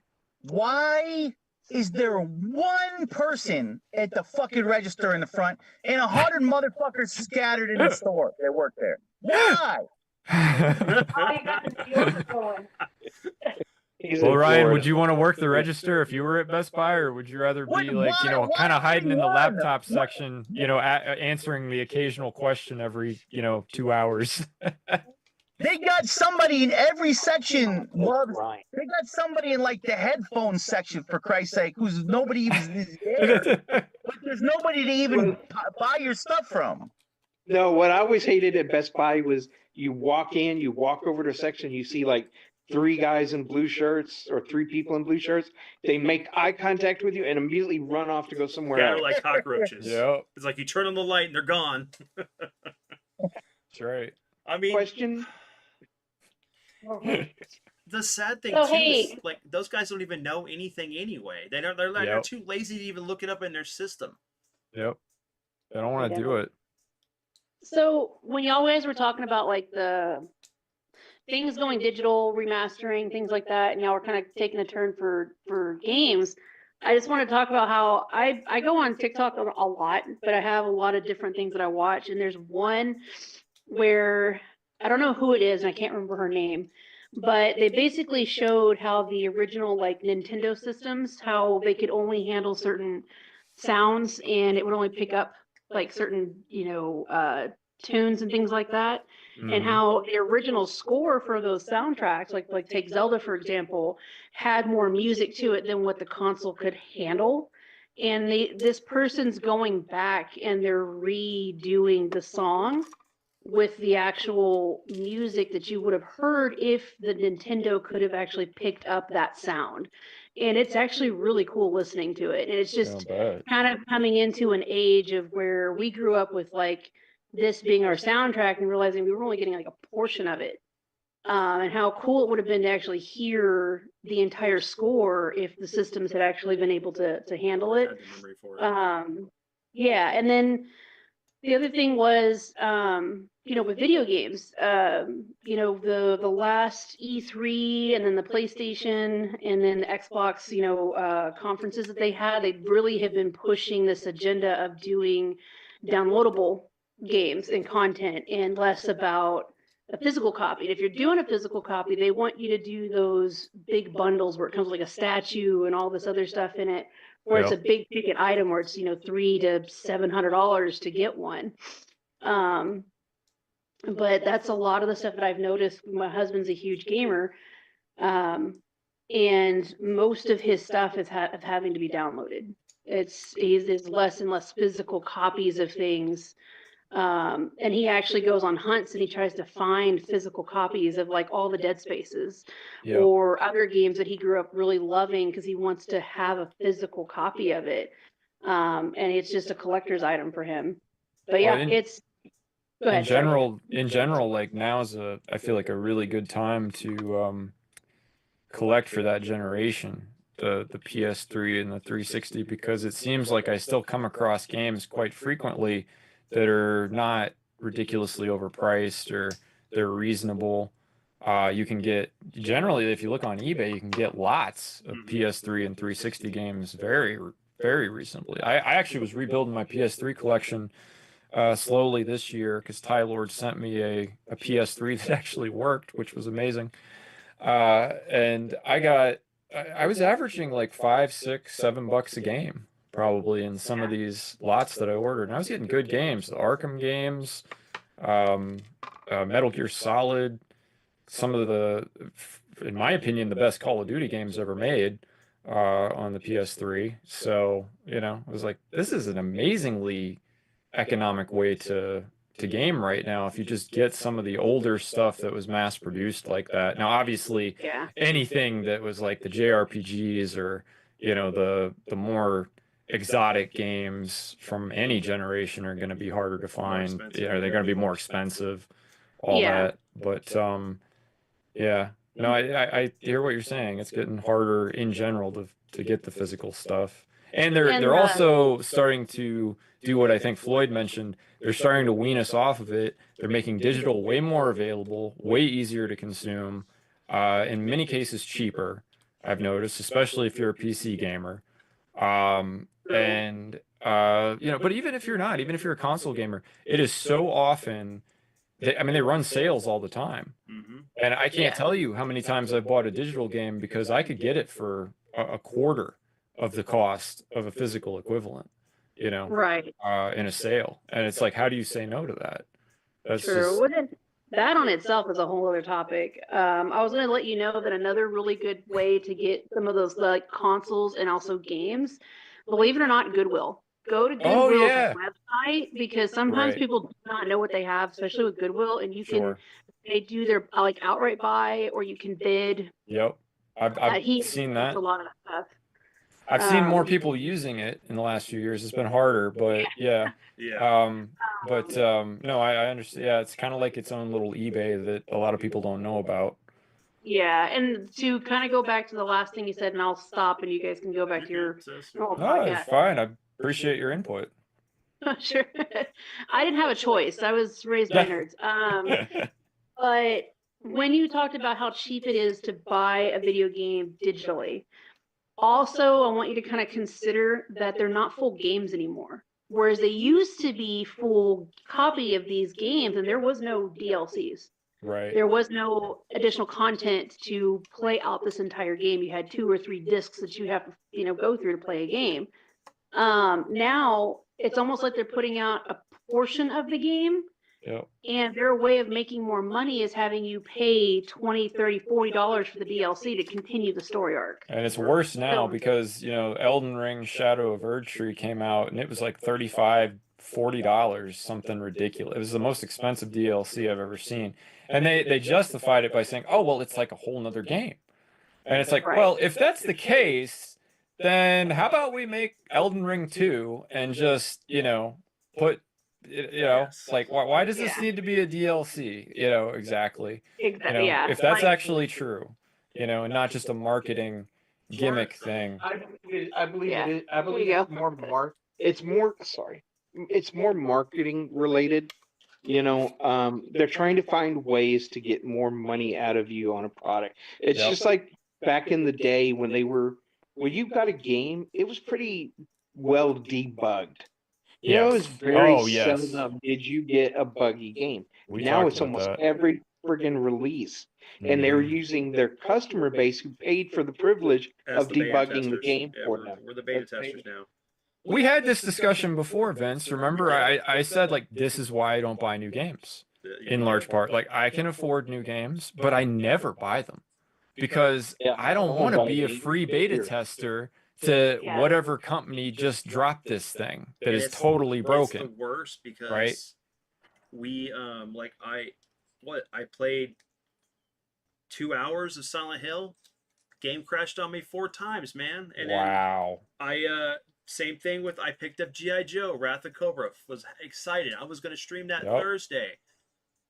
Started playing it just to get familiar with the game. It crashed on me every time I got to the end of a level or at a certain point. The cutscenes wouldn't finish playing, and I'm like, "Are you serious?"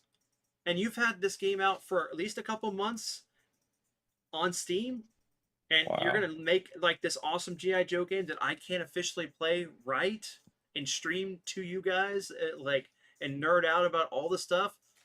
No. This sucks. Hey, Vince. Yes. Silent Hill 2 for the PC. I'm extremely upset that nobody has created a mod to where James walks around with a pillow and it gives you the same power as the chainsaw. We need a one-hit kill pillow that he just fucking smacking these women around in Pyramid Head. And I mean, I want to see that too.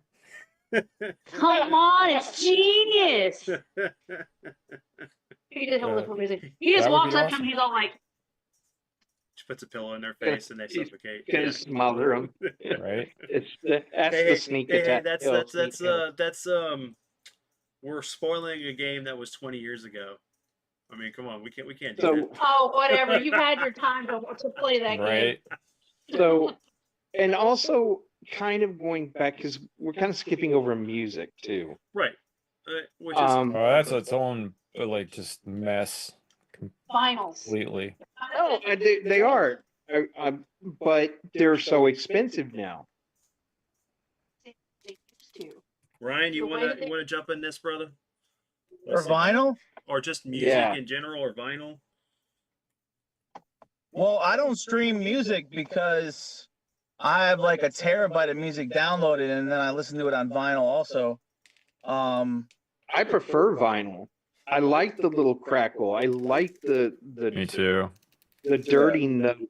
You know that sometimes your turntable's not level. It just gives character to the music. And I always had a problem switching over to DVD or CD of music because it sounded so clean. Mhm. At least with cassette and 8-track, you had that noise that it was just the ambiance of the song. And so I still, until my needle was playing albums at home Mhm. because that's what I did when my kids were little and what I did. You know, time to clean the house. I'm gonna put a couple albums on. Trying to put them to bed. Put Yep. an album on.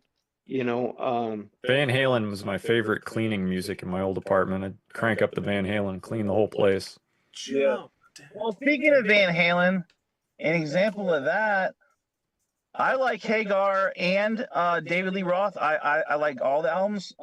So they recently, you couldn't get the Hagar shit for a long time on vinyl. They hadn't put it Oh, out yeah. since the 90s. So Yeah. that's they why just you had to buy. did, That's why you had to buy it back then. they Yep. just did a reissue box set of all the Hagar, like 5 vinyl albums from Hagar for like 80 or something. So you get the whole discography from him, all on new vinyl. And I bought that. It's like a really cool box set, all remastered. Sounds better because what happens is you think you want the original copy, but there's one bad thing about the original copy of a lot of the 80s, 90s stuff. The volume's really, really low and there's no bass. What they did over the years, they did pull up the bass and remix a lot of these records better. And so that they match, because otherwise you'll put on a record and it'll sound so quiet. Start flashing it. Yeah.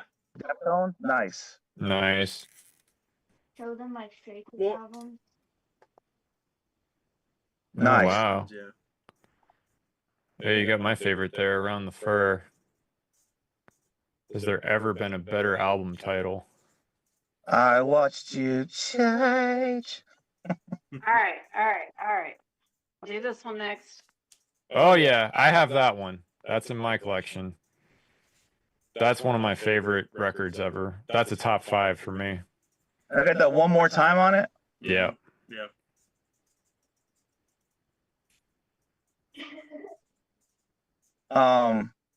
We took it. But yeah, like, and because vinyl sells so well, we get to get these reissues remastered from bands that we couldn't, because I'm not going to spend like $100 to get an out of print fucking Van Hagar album. No, thank you. No. But I'll spend $100 for the whole box set of all 5. The problem is too is that it's a missed opportunity, right? So when you have music and stuff that you're putting out on vinyl, there are some that give you a code to get it digitally. So that way Yep. you can listen to it on your record player and you can listen to it on your phone. But it's not something they do often. But like Blu-rays, you're always almost guaranteed you're going to get a digital copy with the physical copy you purchase. Such a missed opportunity. You know what I miss? I miss going to record stores and just too. going through their miles of used albums. Yeah. There's still a- You just have to know where to look for it. Yeah, but they're just not like available. It's not like it used to be though. Like Yeah. like back like when I started collecting vinyl, I started in college and there was a record store right across the street from where my dorm was. My aunt gave me her old turntable from the early 80s and her record collection, and everybody was getting rid of their vinyl because it was 2003. Nobody gave a shit about vinyl except me. So this record store was packed with 80s, 70s, and some 60s albums for like the most I ever paid was $5. Most of Yeah. the time it was like $2, $3, $4. I got most of Zeppelin for less than $5, most of Floyd, bunch of Beatles, most of Elton John, Cream, just like stupid awesome albums, like for just basically pennies compared to what they would be now for What the- yeah, reprints 'cause- or presses. Like if I was gonna buy them, try to find them, hell, just to try to find the ones I got, the old original stuff, it would be $20 a pop on most of these, probably minimum. And it's just it's not, that doesn't excite me like it did back in the day where you could just go to the store, flip through all this stuff that's like $5 max, and it's like, oh man, you find this treasure that nobody wants. No, know? yeah. Now, and around here where I live in Fort Worth, we have obviously there's movie trading companies all over, but they do new and used records. But they their know used- what's But their used records are almost as expensive as a new one. Yep. There's still some vinyl shops out here, but they're like very hidden. Yep. But there's also we have a lot of thrift stores, like not just thrifting stores, but like antique malls and stuff where Sure. people they're music collectors and they have those original vinyls still there. Some of them are pretty decently priced, but you got to really look at it and make sure they're not scratched or damaged. Yep. But there's actually one I want to take you to tomorrow if you're up to it. Yeah, I'm fine. That's the it's- issue with the thrift Yeah, come home, stores home, too, home. right? Because sometimes they'll have good stuff or you can find some good stuff, but usually it's in really bad shape. Yeah, and that's the one that I want to show him because they've got a lot of like classic, like first printed like Frank Sinatra's and stuff Oh, like that nice. there. Wow. Original packaging and all that. So That's I cool. think you'd get a kick out of it, and they've got all the Beatle albums and all kinds of stuff. So, but that's usually where I go and look and see if I can find them. But sometimes you'll get somebody who knows what they have, and it's really expensive. And And it's see, just, that's the okay, problem. no. They now know what they can get for it. Right. I've gone into places to where they don't even have it priced. Yep. You pick it up and you go up to the counter and they look online to see what it's See what the going price is for. going. Mm. And that's what that price is. And I'm like, well, you can keep it. Yep. Thanks for letting me hold history in my hands, but you can take it back now. Well, the other problem is that, like I said, 20 years ago, nobody cared. Everybody was getting rid of vinyl, and then millennials got a little older, got money, and for some reason got super interested in this older tech, and it totally flipped, right? It became this that everybody wanted vinyl again, and now it costs more than CDs costed in the 90s. Yeah, It's so bizarre. It's been fascinating to watch all this happened. I mean, tapes went through the same thing. I Yep. think CDs are going to go through the same thing in another 10 years or so, which is why I've been holding on to my CDs because I know at some point I'm actually trying to collect CDs right now of albums that I've always wanted and stuff because I'm convinced in 10 years it's going to go through the same cycle. All the millennials will be getting older and they'll be like, "Oh man, I miss my Walkman, you know, but I got all this money. So let's start buying all these CDs again. Everybody will start pressing CDs for new albums again. They'll be $50 a pop, you know, and that's it'll Yeah, be this well, bizarre There'll be those thing." the long box CDs, the remember? day Boxes the of CDs. day the CD is $50, I'm just done with CDs. Yeah, no I kidding. think You and I'll me go. both, I Floyd. think at that point I'll go digital.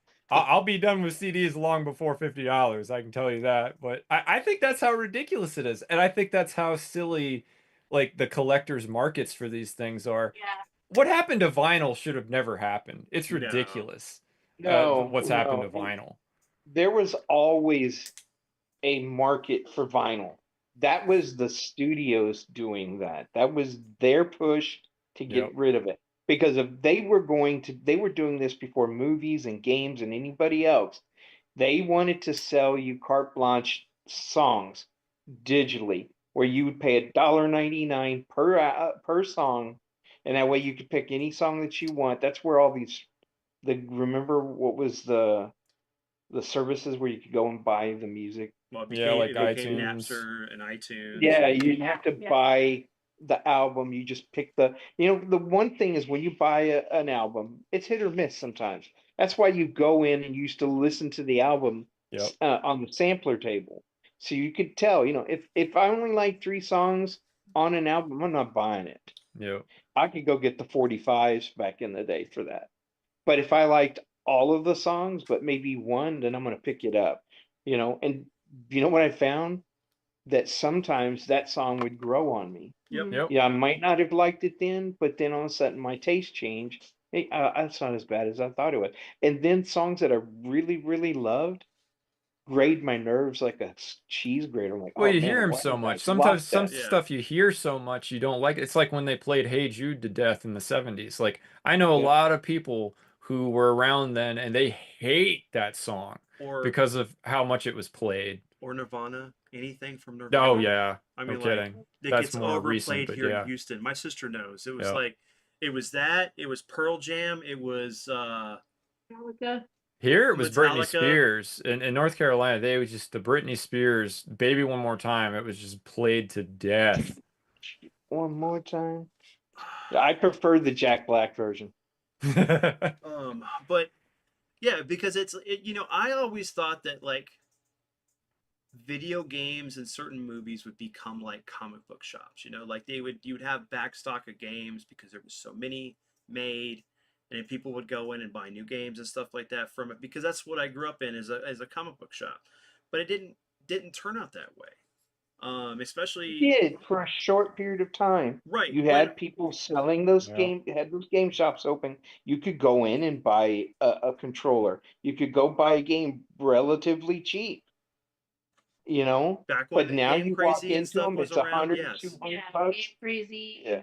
The You know, GameStop. It's very competitive. Funko and you have Land, yeah, EB Games, yeah, Barnes like and back Nobles. then when it was nice, but now it's not the same type of market. Like you can't go in and get like the same type of game for a good price anymore because for one, we have much more people that are want to be gamers and they want to play these things. And unfortunately, the powers that be, Nintendo and like any of the third party developers that don't want to put archives out of their games so people can just buy them digitally,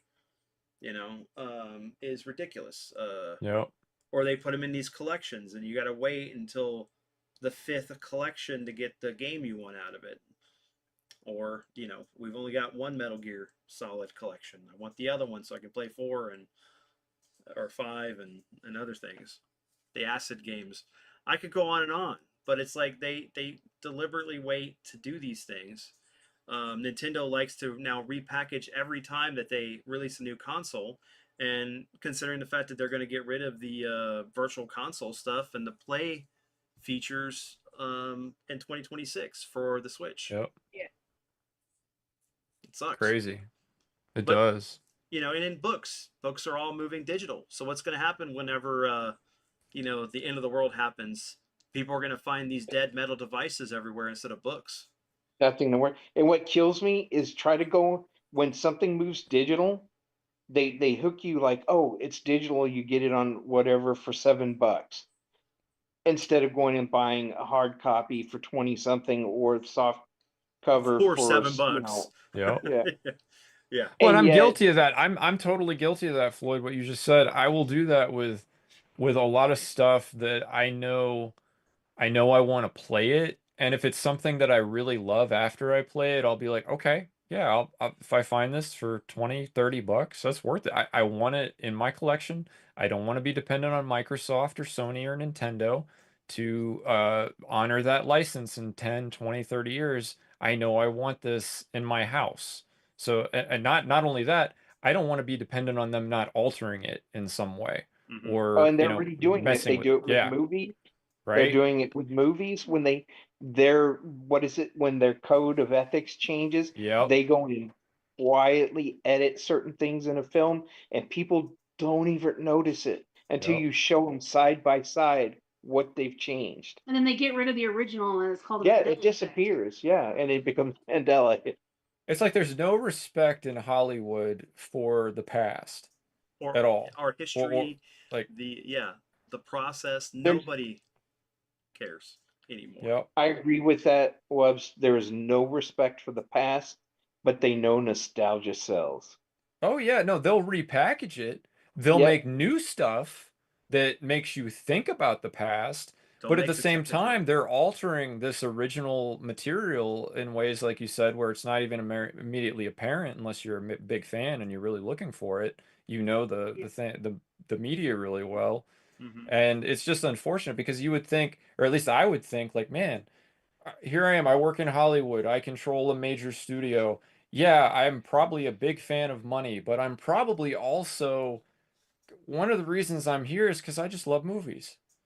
You know, like Right. maybe I probably grew up watching old movies, watching, these great classic. Maybe that has something to do why I'm in that role. Maybe I would care just a little bit about the history of film and cinema and put a little bit of energy into preserving it. Like, is that unreasonable? No, No, not at all. we're not I love. everybody. No, You would Yeah, clearly no, we not. don't. See, the thing is, the people that can make the change aren't in there to do it.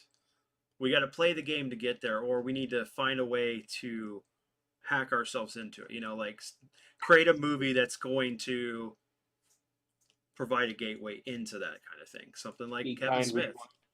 Right? Yeah, like the Know, movie we're talking about writing. correct? Like Yep. that's yes, 100%. Mm-hmm. That's one of Yeah. the things that I really like about those shows. That it's like the toys that made us, the shows that made us, the movies that made us, because it goes back into what it was like back in that time, and how it's in the title. Watching that stuff and being so engrossed in it kind of made us who we are today. Especially us millennials, who how we communicate is through sound bites. I Yep. know that Vince probably doesn't think that he does, but we quote movies all the time. We quote music all the time. So if Oh yeah, someone's yeah, having a yeah. Sure. No, you're not wrong. And You're with not wrong sound on that. But it seems like it's even going to be worse for our kids now because of the fact that like they're Oh yeah. they're going to become the kids that grew up to be Sandra Bullock and her partner in Demolition Man, who love Oh, Yep. hearing the don't sound Yep. bites and the yeah. song, Yep. the Yeah. commercials and all that stuff because it's like it's the new hip thing instead of identifying with their own thing.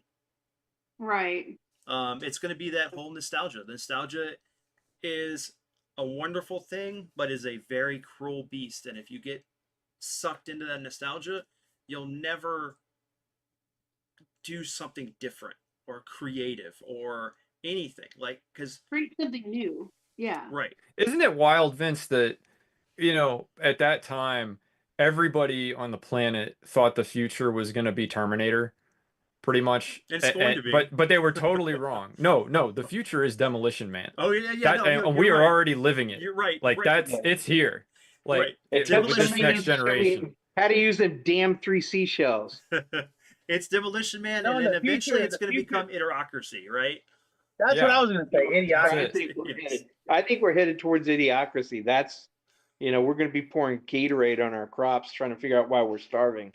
But I don't think anybody would have thought, oh yeah, Demolition Man is this prophetic thing, like this is actually coming, right? Anyone could have watched Terminator and thought, you know what, that makes sense. That could happen, but Demolition Man, really? Holy shit.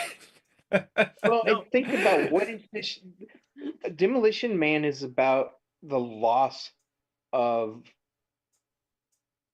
options, of creativity. There's Identity. the identity.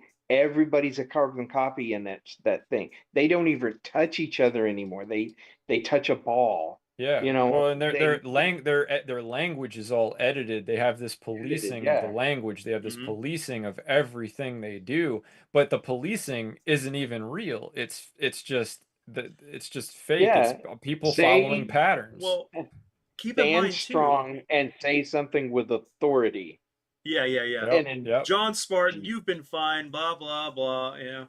Well, I guess I don't need to steal seashells anymore. But anyway, but the thing is too is that even if AI or Skynet had became sentient in our world, they would just let us destroy ourselves. It doesn't need to drop nukes. We're going to Oh, eventually destroy 100%. ourselves.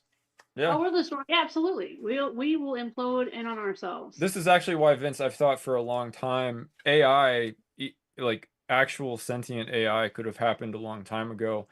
We would have And no we idea Mhm. at no all idea. because it's been able to replicate itself across infinite networks now. And it knows because it's done the math, it's seen everything on all of the networks, and it knows I don't need to do anything but wait. That's it. Like these people are already destroying themselves. If Like, it wanted to, it could start influencing each future generation and change us into more like cattle, which is Or- what humans have become. well, and essentially that's what's happened. So maybe Yeah. AI is behind all of it. That's also a possibility. So maybe it's not AI. It's not aliens abducting people. It's AI. It could be, AI. Yeah. right? We went into a weird tangent here. So funny thing about Terminator. So I was at work and I was talking about the date that the very first Terminator movie ever happened, and the first Terminator goes back in time, right? And I was like shocked because for some reason growing up I never realized the date until they did one of the newer ones. Mm-hmm. And I was like, holy shit, that's my birthday. Oh, And I wow. was like, Birth year. Yeah, birth year. no, birthday. May 12th, 1984 Yeah. Oh, is wow. when he goes back in time. That is the day I'm born. So That's that's pretty really wild. cool.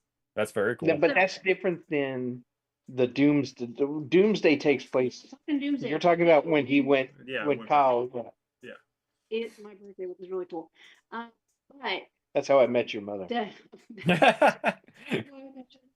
We don't need to go into the whole thing of me being John Connor. No, we're not doing that. All right. Hey, Floyd, that's a way better story than that stupid TV show.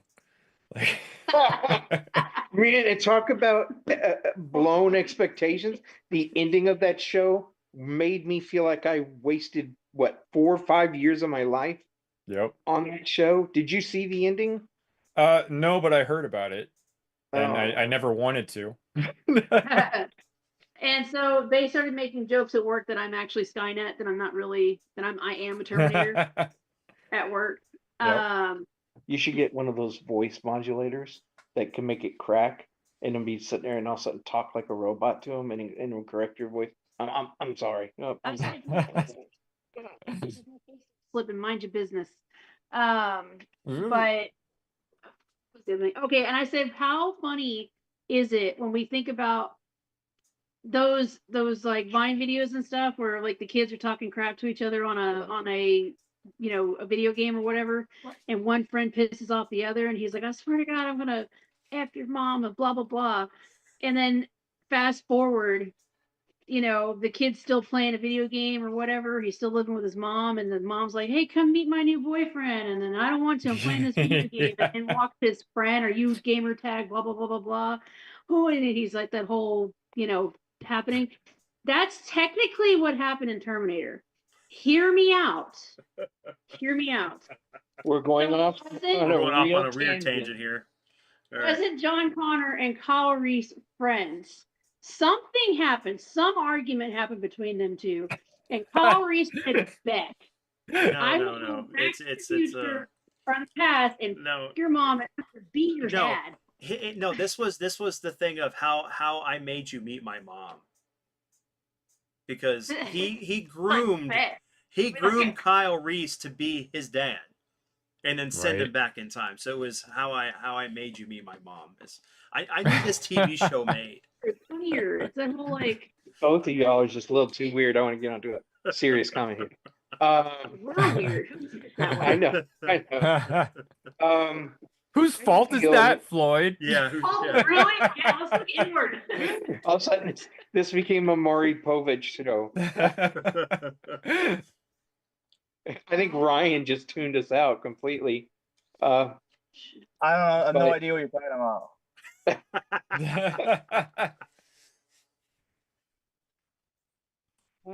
I feel that we are more like the universe, like TH11, the George Lucas THX? film. Yeah. THX11, yeah. Or Yeah. was there a number behind it, or was it just THX? Because THX I thought was what his sound system. 1138? Was that what it was? Yeah. Yeah. Or Fahrenheit 451, where we're losing things that make us human. Or And, like, emotions, what- yeah. Books get burned, and people have to become the book, and they have to learn it. And then knowledge is recited verbally.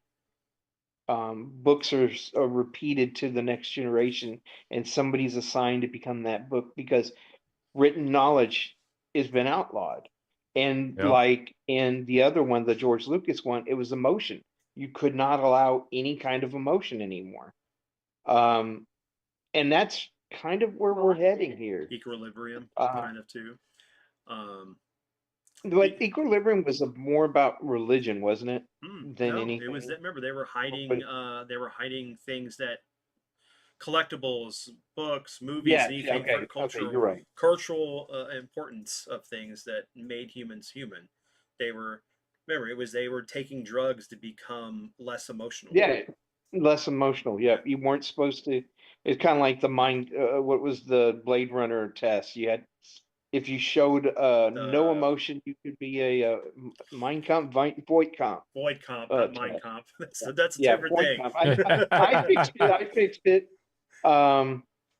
Yeah, if you showed too much emotion, you were considered overcompensating, and if you didn't show enough, you were undercompensating. So you had to be known as a human. You had to ride this fine line. Well, Um, I'm screwed. Oh yeah, well everybody in our family shows emotion. Well, on that whole like they took medication to show less emotion. I'm already on that. Me too. Well, and the thing too is like another movie I enjoy that is what was it? Dark City, right? We would never know if like we're being manipulated into a different body with our memories of things. Unless you got up to go get a glass of milk in the middle of the night and Yeah. this is not my refrigerator. This is not my big beautiful house. This not isn't big my beautiful damn life, right it ain't. But I'm going to bed. Right. Vince, you were talking about the 4K of Terminator. Mhm. How were the Blu-rays of the first two movies? Did you watch them? Yeah, they're good. I mean, they're good. I mean, you really kind of see the datedness of whenever he's taking out his eyeball and like just certain aspects of like that part.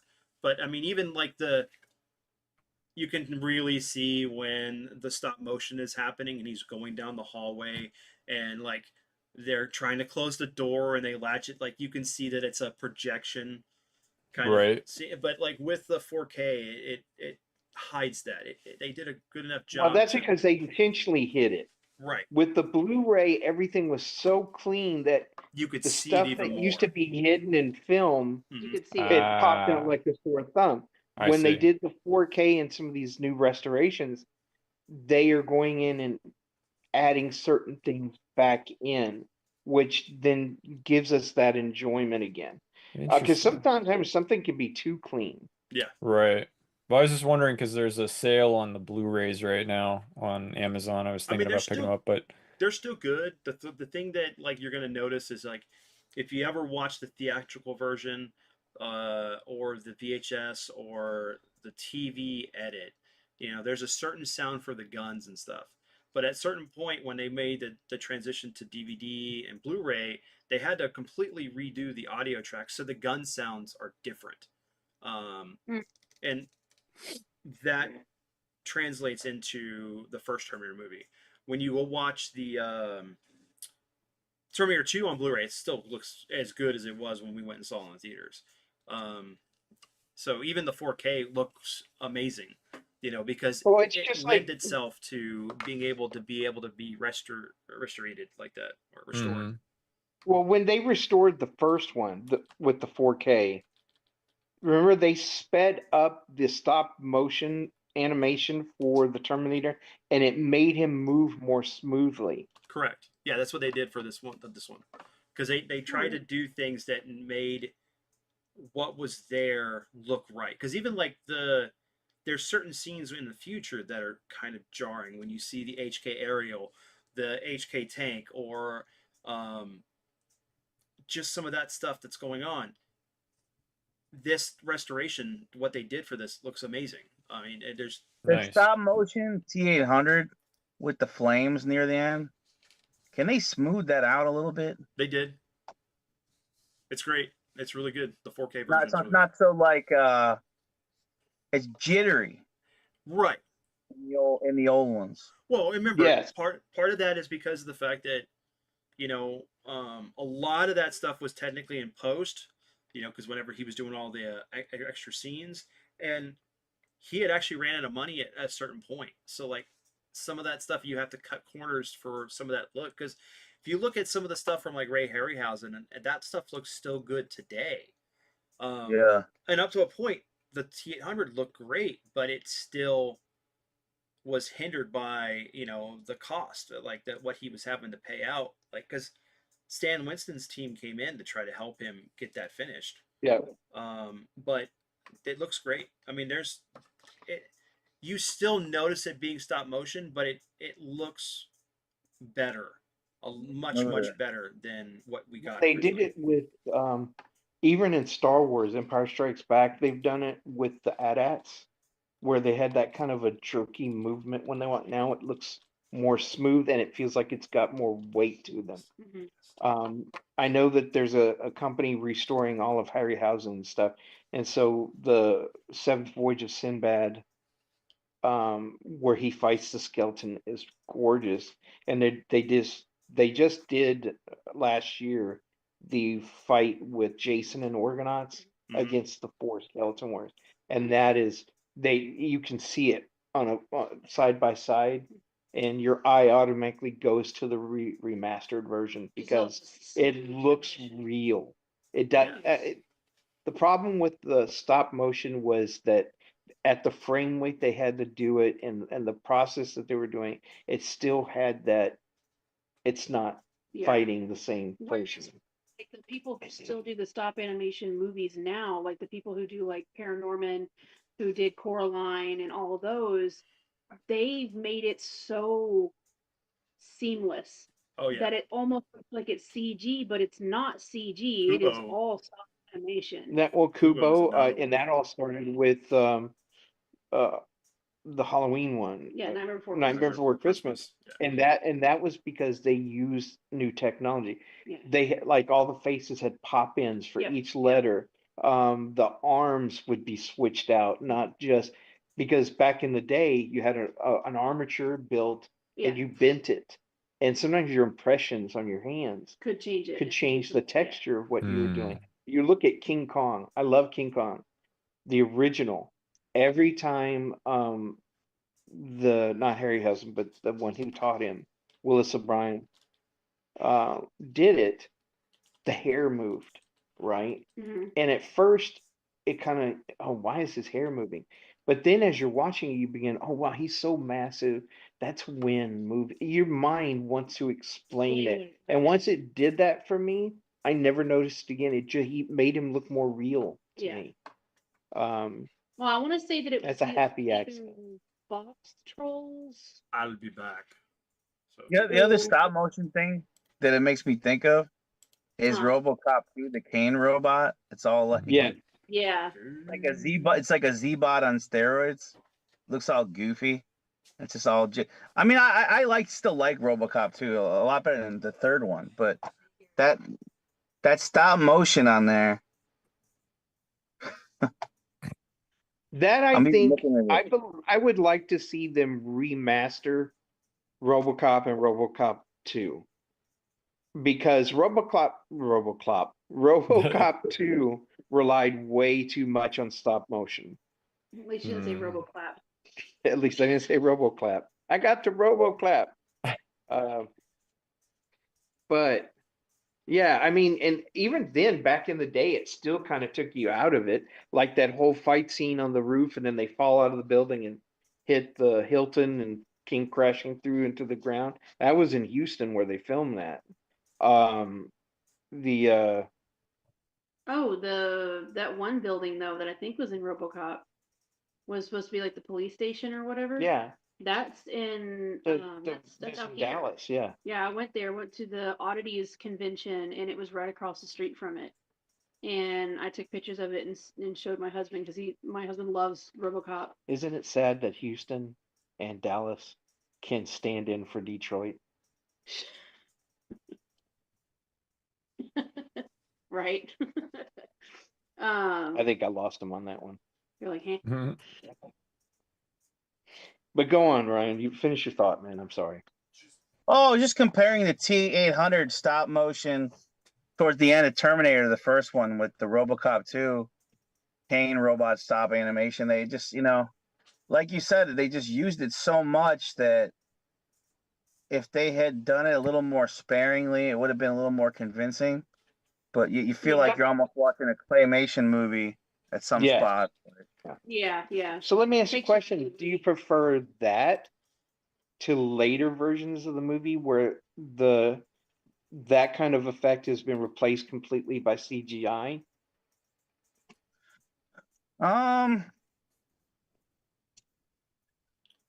Because too much green screen can take me out of it too. Yeah. But you don't want the full-on amateur effect of early 80s stop motion. You want kind of like by late 80s, early 90s, they had polished it a little bit better, that kind of stuff, to be a little bit more convincing. And I mean, you look at the opening, the Future Wars in T2, and everything, it just looks phenomenal. Like, what could I have to critique on the T2? I mean, that's why I even threw it in my intro. That's so much perfection. And they're using like screens in the background to reproduce some of that, like the size and the scope of it.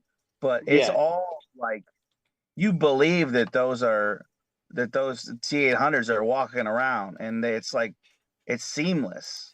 Well, something to add to that too, real quick, is the fact that, like, remember, with technology back then, we had the luxury of only having like 240 or whatever the definition it was for like VHS.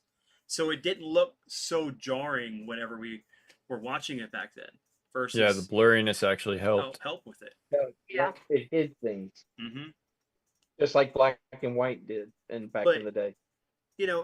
I mean, Kane was as cool. Like, the practical effects of him in person was great, but yeah, that fight scene, it's pretty bad. But I still love that movie.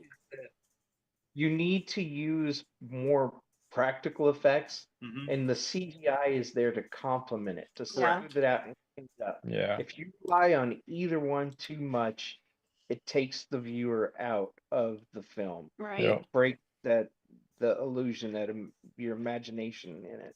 100%. And I was going to say that the robotics that we are creating nowadays are even better. Like there are some things where some studios or whatever will use actual robotics for certain either scenes or creatures or whatever. And it looks really, really good. I know that y'all probably aren't huge fans of it, but when the Jim Henson studio helped with the FNAF movie, and I could actually see the puppeteering and the actual robotics that they used for it, it was like that video game came to life. Mhm.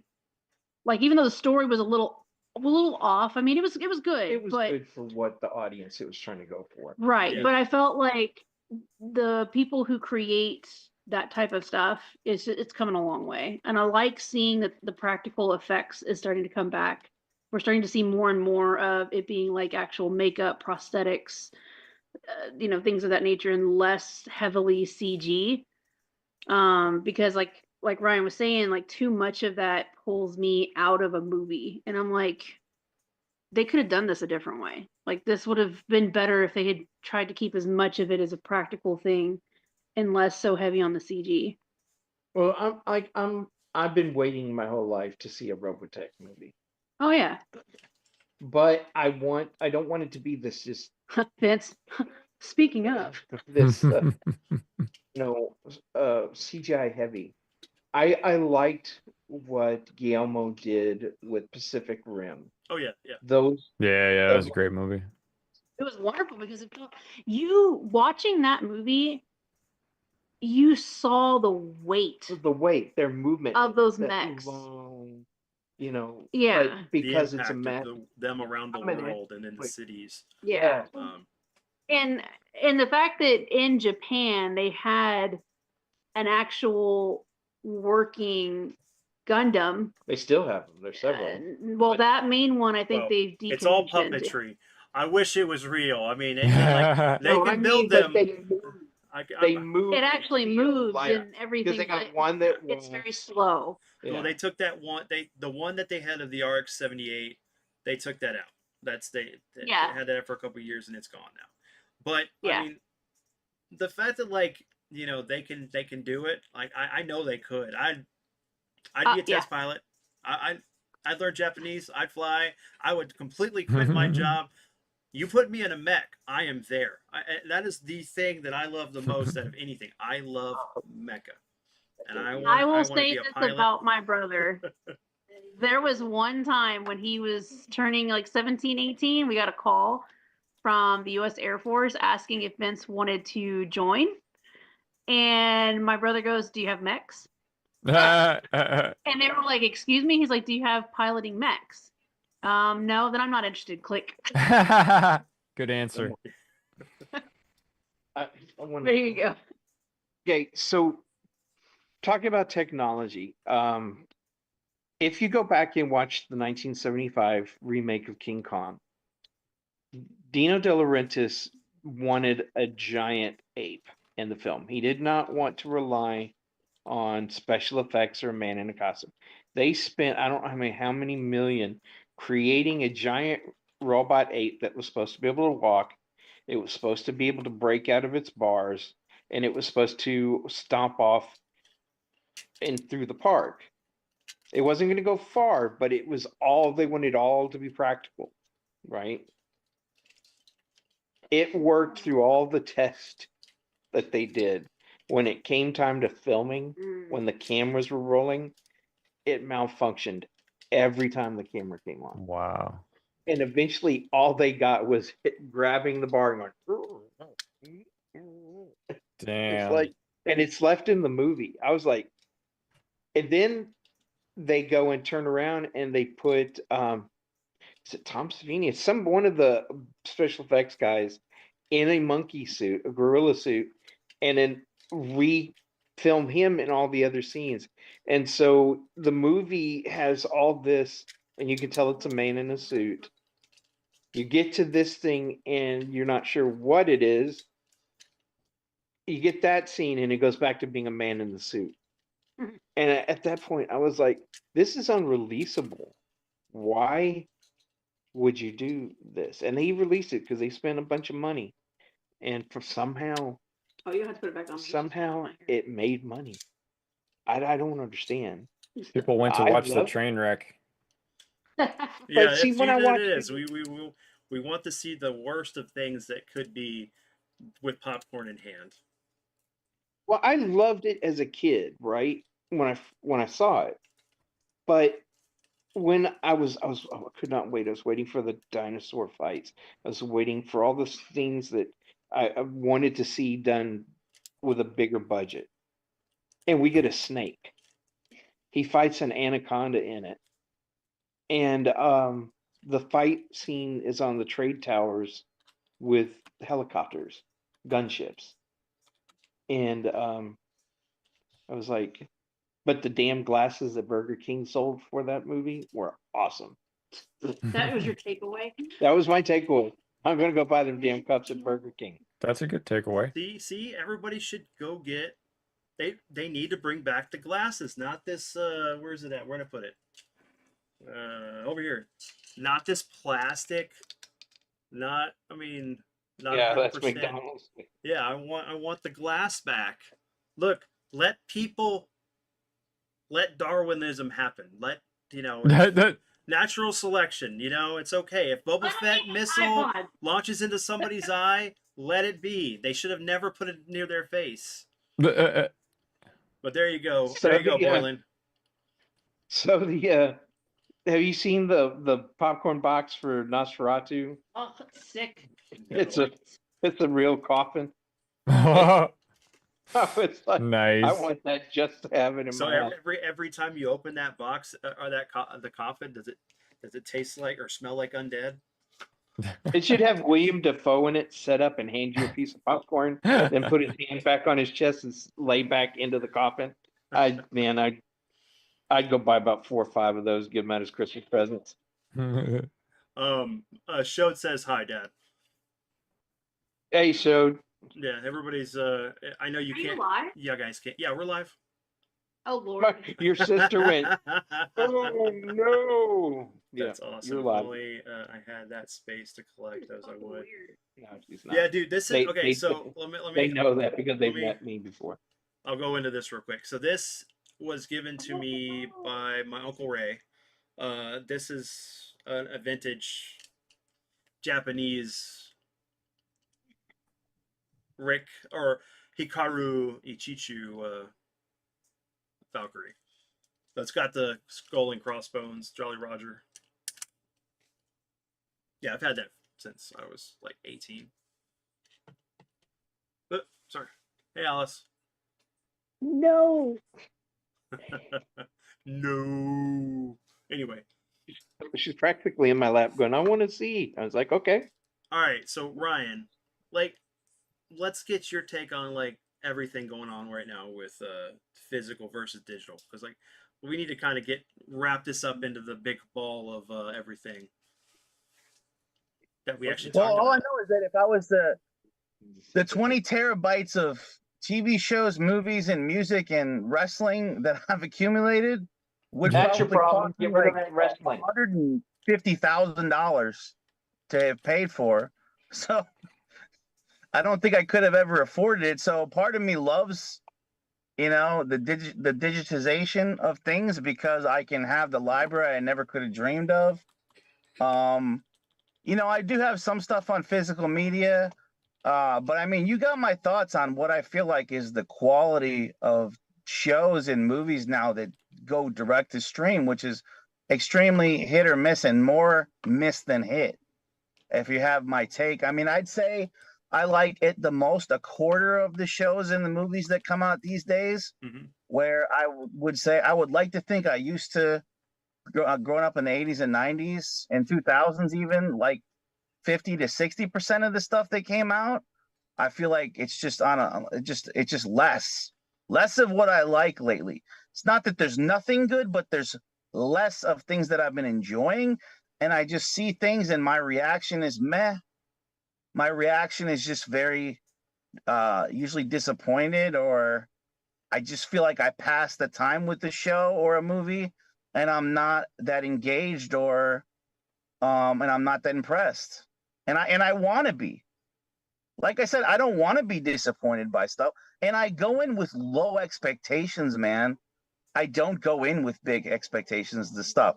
Like I go into comedies these days, like just make me laugh 4 times, I'm happy.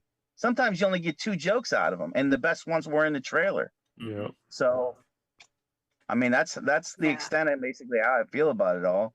Well, and you brought up a good point, and if you're comfortable talking about it, was the watching the the Guardians Christmas. The Guardians holiday special. Oh my god, I was so disappointed by that. And the 3 Guardians movies are my favorite movies Marvel's done. And like they got them wandering through Hollywood at the Chinese theater with like the superheroes dressed up outside. They got them going to take shots at a bar. They're going to Yeah. Kevin Bacon's house. It was like aimless. It was stupid. It didn't feel like there was much of a budget to it. I don't know It was what weak. happened there. I mean, I'm not trying to put too much expectations into a Christmas special, but that IP has been caretaken so well that I expected more, even in a Christmas special. But yeah, and that's something that was straight to streaming, and that goes along with how I feel about the stuff that's on streaming lately. The Guardians of the Galaxy Christmas special was shot on the same set as the third movie. Yeah. Yeah. So couldn't have And been somehow too they bad. managed to not use most of the set. They used the set in the beginning when they're playing some music, and then the whole middle they're wandering around Hollywood and whatever the set was for Kevin Bacon's stupid house. And then at the end you see a little bit of it, but I mean it wasn't utilized well. You want to know what where he got the idea for that from was? Where? He wanted to copy the Star Wars Christmas special. Wow. If you watch an interview Boiling with said him, it. he says that's why he wanted the campiness of it. And then not to be outdone, Ryan Reynolds is coming up with one too. With His will Deadpool. probably be better. It is. Well, it's it couldn't Deadpool be much versus worse. So I mean, come on. We gotta have Wolverine. I mean, we already have Wolverine. We gotta have like Magneto, maybe I don't know, Kitty Pryde, somebody like, other X-Men that we want to see, done right. Maybe a good Storm. Yes. God, yes. I am so sick and tired of them messing up Storm. Maybe a good Rogue. Like the bar is set low these days, man, for stuff. I don't know what's going on. It's a multitude of things, but I'm not that impressed, man. And I find myself, I keep digging back in the 80s and 90s for hidden gems movies and just stuff by people directors and actors and actresses that I liked, and maybe stuff I overlooked and haven't seen. I'm digging through IMDb backwards instead of forwards, man. I wish I could say the opposite. I wish I could just say, man, my expectations are getting exceeded and I'm staying in the present with all these shows, but I'm going backwards. It depends on what you're looking for, honestly. And it goes back to the whole thing. Our time is valuable, especially now that we're in our 40s or getting close to our 40s. It's one of those things that we're trying to, we have so much stuff jockeying for our time. And whether it be if we have a job, our work, family, kids, creative endeavors, all that stuff like just takes away from our ability to sit down and enjoy things. So if something doesn't fit right, we'll cut it off. Like, which is, we've talked about this. Like there's a couple of shows that you've watched that like you couldn't get into it because the first couple episodes weren't great. Hey man, there's nothing wrong with that. Like, we got too much going on, too much. So I can't fault you for it. I can't fault anybody for not wanting to stick out a TV show in this day and age when they're pumping out a lot of garbage that doesn't land. You look at She-Hulk. Awful. There's stuff Still like haven't even I watched loved it. Mandalorian. I loved See, I'm Stranger just- Things. I loved oh God, what was the one with Jason Bateman? The Ozarks? Ozark? I love Ozark. There's things I like, but the shows that aren't the top tier stuff like those are kind of the top tier shows that most people have seen those. The stuff under that is like a big, like when you take a big step down in quality. You know, the shows that aren't like the top tier A tier shows, there's a big jump off point. Yeah, I feel like I used to watch a lot more TV shows, what, 8, 10 years ago? Yeah. And I just feel like I don't watch it anymore, you know? I used to be real big into like the Walking Dead, would watch that with my dad constantly. Supernatural.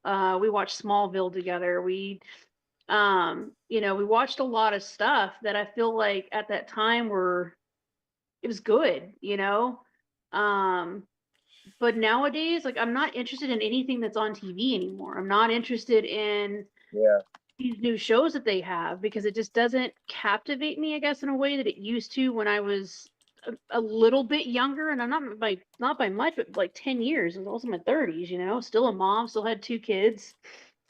And I think the last show that I watched that I really, really enjoyed was actually the Loki TV series. I felt like that honestly was the last bit of the Marvel franchise that had the wow factor for me.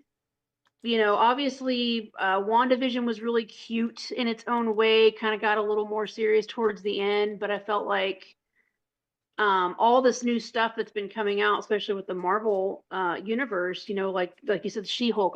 I've never had a want to watch that. I didn't like the way that it was made. I felt like they again dropped the ball on what could have been an amazing story. It was crap. You know, Yeah. what was the Spider Woman? What was the one that came out? Madam The Web. movie Madam Web. Madam Web. Don't care to see that. Oh, Yeah, I don't no. either. Like, They and got to I get feel back to they got to get back to like making you feel weak, like you don't want to miss the next episode. They Right. got to get back. No If you don't cliffhanger. get back to that feeling, nobody's gonna care enough. Like just being okay is not acceptable.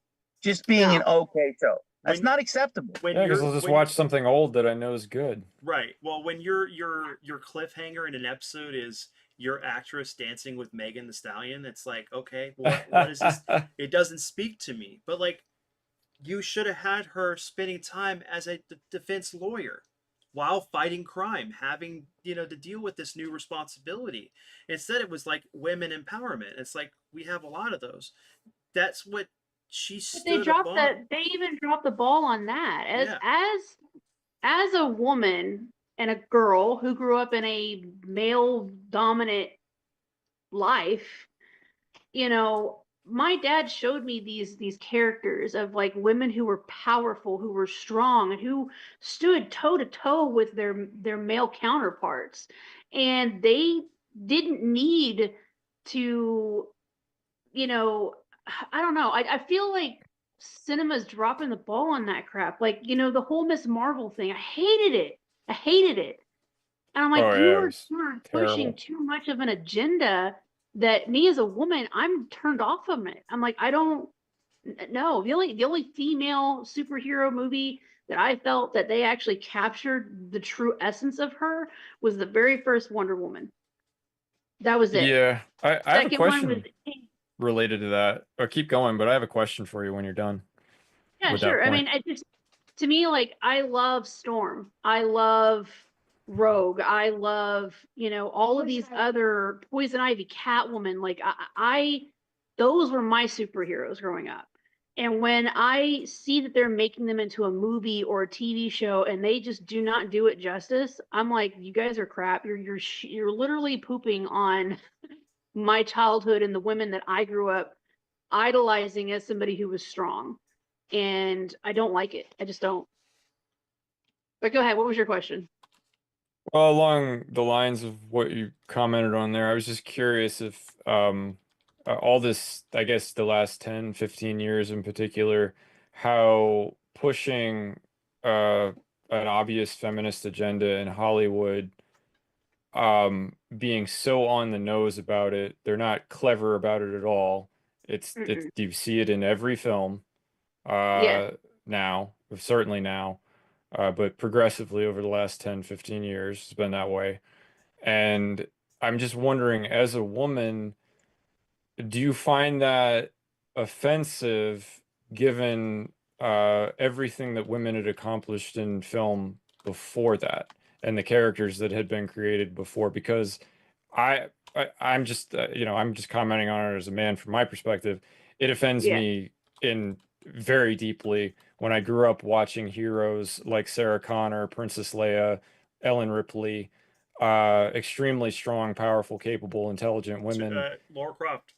Lara Croft.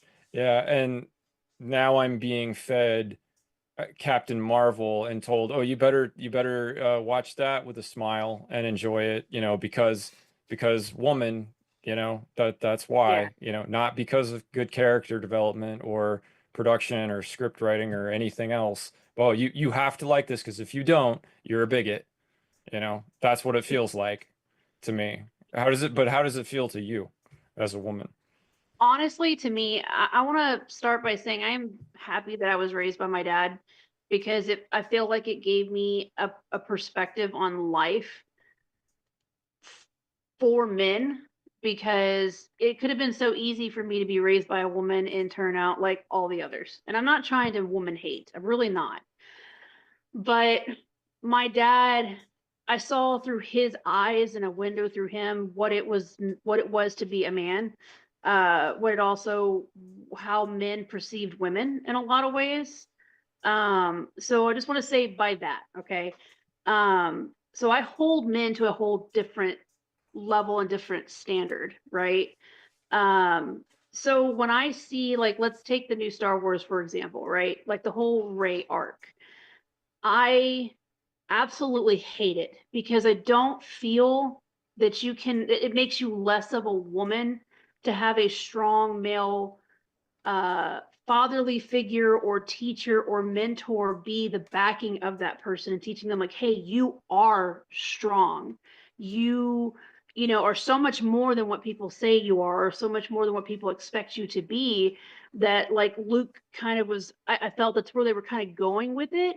And then they decided, nope, we're gonna kill him off because we don't Yeah. need this girl to have a strong male person in her life to make her be strong. She just is strong. She's a woman. She is strong. And I'm like, that's not the issue. Women and men are equally strong. But when you try to force feed this other feminist sort of agenda that they're somehow better, like, okay, we can't even have a female character fight another male character. We have to have them fight another female character. I'm like, no, like that's what's so badass about some of these superheroes is because they fought the men too. They kicked their butt. They also got their butt beat. Like it's just the way that it was. I feel like the pendulum for that has swung too far one direction. And I'm very much a person that believes that in the middle is the right place to be. Yeah. That we have these established women who have been through so much in whatever story arc that they're a part of that there was no need to either create or rewrite what made them so strong. Like in the Star Wars series, there's books that were canon that had these really strong women in it Yeah. that they just didn't use. They didn't care, Yeah, you and I know? would argue that like Princess Leia and Mara Jade are so much like infinitely better characters, infinitely more interesting than anything Disney has produced for a Yeah. female A character, small like by portion far. of Mara Jade's backstory is much more epic than anything that was written for Rey. Was Oh yeah. great. Yes. And in the fact I that like firmly agree with that. and then like Finn was my favorite character. He was the character we started with. And they just gave him shit after shit and after shit, and he just became a side character. He was the main character. then Well, he he came- had he committed what I think is the ultimate sin in Hollywood now. He was a male lead in a female dominated, feminist agenda industry, Mhm. you know. Yeah, I just Uh, don't agree with it, and I know that I'm probably going to catch a lot of slack from women who are like, oh, you just don't understand. It's like, I get it, I really do, but everybody's I don't know. perspective I is different see it. and experience is different. Or how Yep. about like Yeah. how about we make it? Let me ask you this: like, why can't it be like okay? When if in Mandalorian, when Gina was on it with the main what's the main actor for Mandalorian? Oh, Pedro Pascal. Pedro. Yeah. When they were side by side, I felt like isn't that kind of empowering when they're dead even? Like They the were like a couple. importance. Yeah. Yeah, they were the power couple. You know, It was that's great, man. The first something two to say seasons of about. Mandalorian were great. I Mhm. loved it, and in Right. large part because of Gina Carano. But then with all the political crap that happened with her relationship with Disney, it just totally ruined obviously that, and they kicked her out or whatever because of her tweets and all of that. Everybody's And entitled to an opinion, and Yeah. you don't have to stop being human because you're playing a character.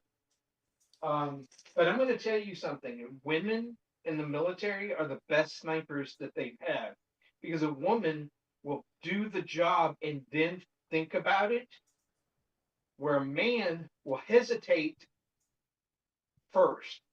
Does that show weakness Mm. in women? No. No, and I had this whole conversation with a colleague at work the other day, because and this is a little off topic, but it kind of goes hand in hand with how I feel about this whole topic here. I don't like when men hold the door open for me. I don't like if I'm going out on a date with somebody that they pay for my meal and their meal. My dad, and that's the way I explained it to my colleague, was he raised a shield maiden. He did not raise a damsel in distress. He raised me to be, you do it for yourself, because if you wait for that knight in shining armor to come, he ain't ever coming. Or you're going to wait your whole lifetime waiting for someone to do that for you. Do it because it needs to be done. If you get to the door first, you open the door for whoever's behind you. It doesn't matter whether they're male or female. That's the Common right respect. thing to do. Yeah, it's common respect. Right. And so for me, and the way that I describe like my relationship with my husband is, it's not I'm better than him or he's better than me. We're side by side. We're fighting this battle in life together. And if he falls back, I'm taking charge. If I fall back, he's taking charge. It's not a I'm better or he's better or whatever, but I'm a very like, if something goes wrong or something's happening, I take charge. well, realistically, that's the only way a relationship works. Right. And Over a longer period of time, right? Like you have to, back each other up to, pick up the slack in different ways, and ideally your different experiences and different skills complement one another, and they right. don't hinder one another. They don't. It's not this constant competition. I've had to give up relationships because a woman was constantly competing with me, constantly, on everything. I've had to let women go because of that, because it's just not, to me, life is not about, I don't want to be in competition with my partner constantly. Yeah. I have to Yeah. do that with the rest of the world. I don't, that's not fun. It's not useful. It's not helpful. To me, it's just it's an anchor over my neck if I have to Right. constantly compete with my partner. 100%. Shit, I don't want to agree do with that with friends. No. Exactly. Look, I'm not in this to compete. I'm here to have fun and like have conversations and be Yeah. engaged. Like if we're gonna Yeah. debate, let's debate. Like let's do it. But like But we don't have to agree on everything. Yeah. I'm fine to have disagreements and all that, but it's like, you get what I'm saying though. I don't want, like Vince Ryan, if it was all about, oh, you have X number of subscribers now and I have this and I have to get my number up to this, or I'm not good enough, or like blah blah, like shit like that. It's like, I wouldn't want to do this. Right. Because there's no joy in it. That Yeah. takes away from the And that's- creativity and the passion of whatever we're doing, right? Exactly. Right. But like, we all watched the Game Chasers. We all watched Pixel Dan and oh come on, like Metal Jesus and Happy Console Gamer, all these guys, right? They all work together. They love Yep. hanging out with each other. There's no like beef between them. Yeah, They all bring something unique. it's never about the subscriber count. You just want the most eyes and views on whatever you do that you Right. can get. Yep. Because nobody makes art for nobody to see it. But it's like you want it seen, you want a viewership, you want a subscriber base. But yeah, it's never about just hitting some number and it's good to like set goals for where you want to be and what you want to accomplish. But yeah, it's more about like obviously the people you meet, the community, who inspires you, whether it's a small or a big channel, and big channels can be just as inspiring. I don't like to write that off because it's like I find them just as relatable. Mm-hmm. Because Sure. as long as they haven't lost sight of who they initially were, like Right. the only thing that happens to the bigger channels when you might lose touch with them is if they forgot where they came from, and they forgot the initially the reason for what people like to watch about them. Because along the way to success, they may kind of latch on to things that are successful, but maybe that's different than what got them the viewer base to begin with. So To begin with, right. Yeah, it all goes together. I mean, even like collecting, like we all collect in certain ways, whether it's digital or physical. There's benefits to both. One, if you collect digitally, it takes up less space other than a hard drive. You may not have to like organize your stuff. It's like I don't have to worry about like where this is because it's all on this hard drive versus like if I want to go read a book I have or play a video game, I got to go look through my shelves for it, and that takes time. So it's like, well, then I could just put it don't digital. knock it. I know, exactly. I'm not. Yeah. So I mean, I like paper books. I will never read it on a Kindle. it's I convenience. gotta have that paper And book. you can't fault somebody on convenience or how No, I know. on a preference, And it's cheaper. Mm-hmm. Like people don't have the money to have a collection like I do, or Ryan, or some people. It's like as long as our bills are paid and we get everything done we need to do, who cares? But like, because all my stuff can be sold in an instant. Yeah, and if we all had the same stuff, that would be boring too. Like Vince knows I got the 80s, 90s retro stuff covered. He's got the modern toys covered. And between us, I get to see from what he gets modern toys, what I might be interested in.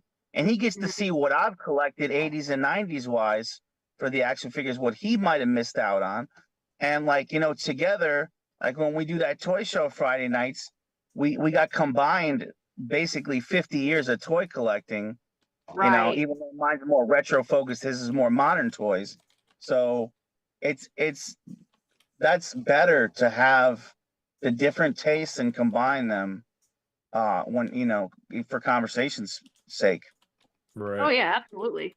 And like even though I enjoy, video games and anime and manga and comics and movies and things like that, I'm also very different from them. I I collect bones. It's called vulture culture. I'm very much into reusing them and making like jewelry and things like that. But Wow, I that's do still cool. have my other things that I collect, which are it's a Vince will probably remember the name before I can, but it's a statue company, but all of their statues look anime style. So the Shujo. Yeah. And I collect all of the female comic book characters or video game characters that I wouldn't necessarily influence me, but I felt like I had a kind of a connection to. And I was actually showing that off today while I was at work. Some of the ones that I have and some of the ones that I still want. Whereas my husband's very much into Pokemon and other video games and things like that. Like my living room is all Zelda kind of themed. My dining room is Resident Evil themed. Wow. Bedroom Pokemon themed, with a little That's bit of cool. gothic stuff mixed in. But yeah, we're all kind of, all three of us collectors in some fashion. It's It all was his in my fault. name. It was all in my nature. I can't destroy who I am. You know, but you know, it's And watching you. collecting is fun. I mean, all of this stuff is fun, and you know, it's good to be able to vent and rant about things that we are not comfortable about, or we don't like the changes that are going on. You know, and we're definitely going into undiscovered territory. Like we've been seeing Yeah. this stuff for decades, and now it's coming to fruition. Like we don't know what the next consoles are going to be. They're going to be completely digital, and technically PC has been that way for so long. Um, you know, so and you can get tons of games on Steam sale, like Yeah. Yep. for what I pay on video games a month or or for 6 months. You know, like I mean, Wubs can get like triple the amount of titles that I pick up for stuff that's on Steam sale. Vince, I just got 9 games for what you probably spent. Like you might have got 2. You know, Yeah, the way you yeah, yeah. buy. You know, I mean, yeah. But that's physical too. You know, by that's exactly. you know, And sometimes waiting is a good thing too. But I mean, the sad thing is a lot of this stuff is just gonna go away. Um, and I, being a person that loves to preserve the history and I love talking about this stuff. I love reading about it. I love watching documentaries about all this kind of thing that I enjoy. And I get to talk about it with my dad and Ryan and you, Wubs, and like other people because it's like right? it's something to discuss. Like this is something that needs to be archived for the future generations. Like I started doing YouTube and all this stuff for my son. It's a way to archive Hmm. who I am. I thought it was a great idea. Oh, by the way, like part of my channel is built around the same thing, right? That's part of why I set it up the way I did because, Mm-hmm. and I tell everybody who's on there, like, hey, look, I'm, yeah, I'm doing this for fun, and it's interesting, and who knows, maybe some people will see it, maybe something will go viral at some point or not, but at the very least, this is gonna be here as long as YouTube's around anyway. You can download it, you can, keep the links, whatever, and you can come back and watch this in 5, 10, 20 years, whatever, and it's going to be kind of fun to see what your answers were. You're going to have a relatively, I think it's fairly nicely produced, video with footage from your games and or whatever it is that we're talking about. You'll be able to show your kids if you want to, or somebody else, I hope that it's something that people like enough to do that. That would be my hope, you know. Um, or that's sort of like a personal goal. I try to produce it in a way where it's like I would watch this again. If I was on this show, I would watch this episode again. If I was the person, like I really want the people that are on the show to really enjoy it. That's why I like doing the premieres the way I do it. I really like knowing that, okay, the person got to see what I did, and I like getting their feedback on it, you know, because it's, something to do for friends It's an too. It's not engagement, just man. for me, you know. It's the engagement. Yeah. It's not necessarily the validation that you are who you are, or the validation to move forward, but it's like it's the ability to have a conversation and get a answer back. Like I would have never met any of you guys if I didn't start doing YouTube. I have Yeah. a Yep. peer group of friends that I've been friends with since elementary school. And like we don't always get to hang out, so it can be difficult like wanting to have that interaction with somebody because your friends are busy with work. They got their own responsibilities, but we always find time to get together when we can. But like with this, I get to talk to you guys all the time, whether it be through videos or in Discord. I get Yep. to bounce ideas off of you guys and get your input. And yeah, there may be things that we say that we don't agree with or whatever, but we're still friends about it. I mean, we're Well, this is adults. part of life. I mean, that's what Yeah. makes life interesting. It'd just be boring as hell if we all just said something and all agreed on, everything. Yeah. Mm-hmm. I have a question, guys. So Dad has a question for you. Do you see yourselves as influencers or just people having fun? Did y'all hear what he said? Yeah. So recap on that. Do we feel that we are influencers or guys that are just having fun? Or insert what you feel that you are, because I know I'm an Ryan, archiver. yeah, I'm Ryan's an an archivist. archivist. Yep, he's a nostalgic archivist for the 80s and 90s. I think essentially I'm just having fun. I don't think that, I mean, certainly at my level I'm just having fun. Mm-hmm. I am open to more things in the future if they develop, or if things go in that way, that'd be cool. But I'm not dependent on it. And I don't want to be dependent on it because I want to keep being able to do it for fun. I want to enjoy doing the editing that I'm doing, of producing the videos that I'm producing, having the conversations, the all of it. Like, because if it's not fun, it's like, well, why am I doing it? I'm not making any money off of it at this level. I'm not, Yeah. I could be I could be doing anything else with my time. So it's like, but I've really enjoyed it as an experience to develop new technical skills. I'd never done anything with video or audio editing. My background's in IT, but I'd never done anything with this kind of software before. Didn't know the first thing about it. Everything I've done has been self-taught, aside from things that, little tips that you guys have given me for how to do stuff. But as far as the technical parts of it, the editing and all that, I had to teach myself all that stuff to do what I've done this year. And so for me, it's been educational, I would say, as well. Just a new skill to learn. I even had one of my friends ask me, "Hey, do you want to do the editing for my channel?" And this is a big YouTuber too. He's like 100K plus subs, like Oh, wow. he's a pretty big channel. And I said that might happen in the future.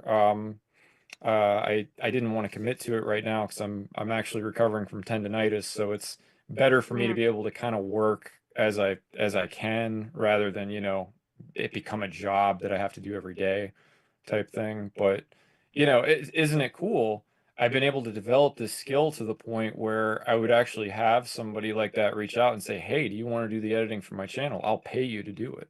You know, that's kind of neat. So that might be something it becomes in the future, is what I'm saying, for me. Yeah. I'm Um, I'm just a podcaster. I do IT on the side. I love helping people. I love being, because of my dad. I love being a storyteller. I Yep. love, helping out. Like I'll show anybody anything that I do. I'm not guarded with anything. I don't keep my project secret as far as like stuff. I may surprise people with things, but like I like to just be me, and that's how I've always been. You know, I want to tell stories. I want to discuss a topic that we could be talking for 5 hours on, or 6 or 7. I've been on the phone with my dad for 10 hours just talking about an idea that we just brainstormed from the beginning to end, and Hmm. just had a great time. But then there's times when I'm talking with my dad and we bicker at each other and stuff, and we fight, but it happens. We're human.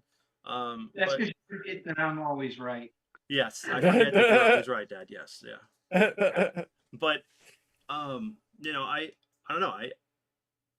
I've always wanted to do something with film, and podcasting was an alternative because I did Yep. my degree that I was going for was broadcasting, television, and film. So So let's write this damn movie, Vince. we will write That's, this movie. you know, We will 'cause- get this going. yeah, We will get this One going. thing I would add, guys, is that everybody has a hobby, something they're really good at, and they enjoy doing it, and can lose themselves while they're doing it.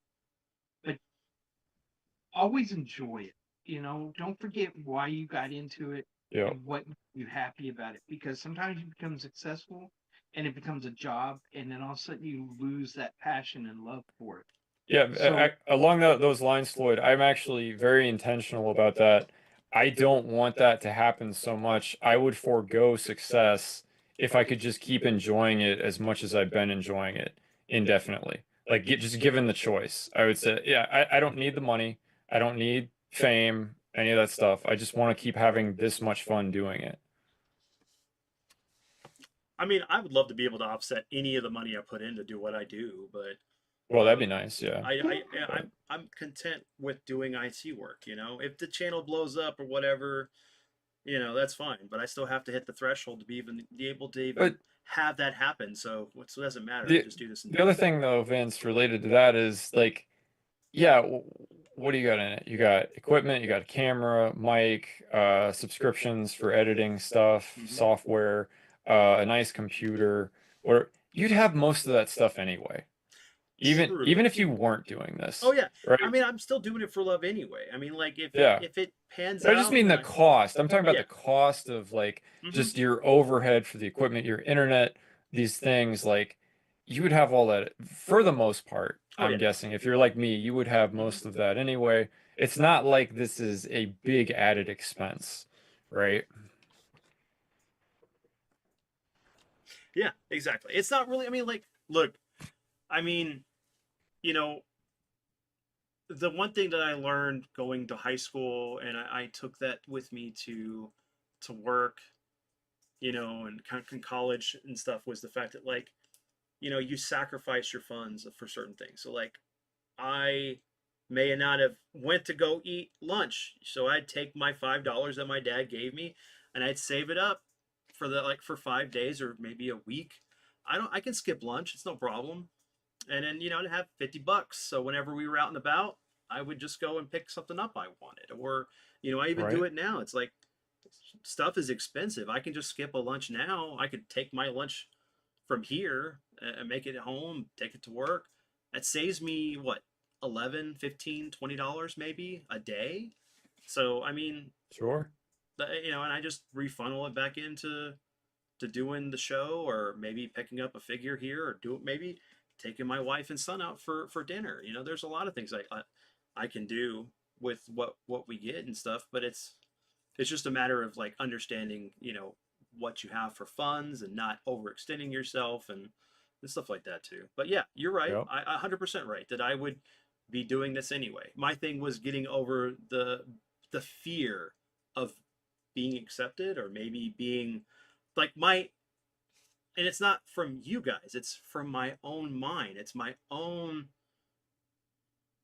preconceived, like, prejudice that I feel on myself, that I couldn't achieve this, or that that I'm going to stumble and fall. It's things that we all go through with a new job, or being on a Sure. stage for the first time in a play, anything that we try to accomplish. Like, I'm sure Ryan went through that, like getting that step to play in a band, or going to work in the music industry. That taking that leap is scary. Yep. And sometimes you just need the right friends, Like the anything, confidence. it's a first. You take that first step. The next step is easier. Hmm. Nothing we ever do is easy the first time, and we're No. always going to make mistakes. We're always going to learn lessons, and as long as you learn from those lessons and move forward, don't let your momentum break. Or, hear me out, you could just grab like some dirt and rocks and throw it on the invisible bridge, and then you just know where to walk. Yeah, Yeah. pull it in. Only Mhm. the penitent man will cross. And then what was the other? A penitent man will pass. Means yeah, he had to pray so he didn't get. Yeah. And Yep. and the other, what was the other one with the? I'm trying to remember what he did with the stones, what the phrase was, but it's okay. I can't think of it at the moment. I've lost so much memory of just movie knowledge because I shove in other stuff. I feel like what's his name from Dreamcatcher. Sometimes it's like, yeah, I had to go burn some of those memories just to keep from filling up my file cabinets in my brain. Yeah, he's got like a filing cabinet. He's like, I don't really need. You know what? Burn file. That's okay. The guy who runs my filing system, he doesn't know where he's at anymore. He doesn't know how to find files. Are you running on DOS? Yeah, he's before DOS. So, just speaking of like random pop culture stuff, my work buddy Aaron, I found out that he knows who Strong Bad is, and we started singing the Drogdar song, Wow. and I was like, you know what, buddy, I'm gonna do you a solid. So I took one of my little black sticky notes, because I got black ones and I've got like gel pens, and I drew Drogdar for him, and he stuck it onto his computer monitor. Oh, nice. Drogdor was a man. Sorry. Yeah, I remember that movie. I mean that that website. Strong It was Bad, a website. Yeah, Star Runner. Yep. That's that's right. What's crazy, it was our grandma that who showed us introduced to it. him for the very first time. Wow, really? I was like, Grandma, why are you so hip? I think the That's first wild. one was the Ali and Ali's sister kind of thing. Yeah. Yeah.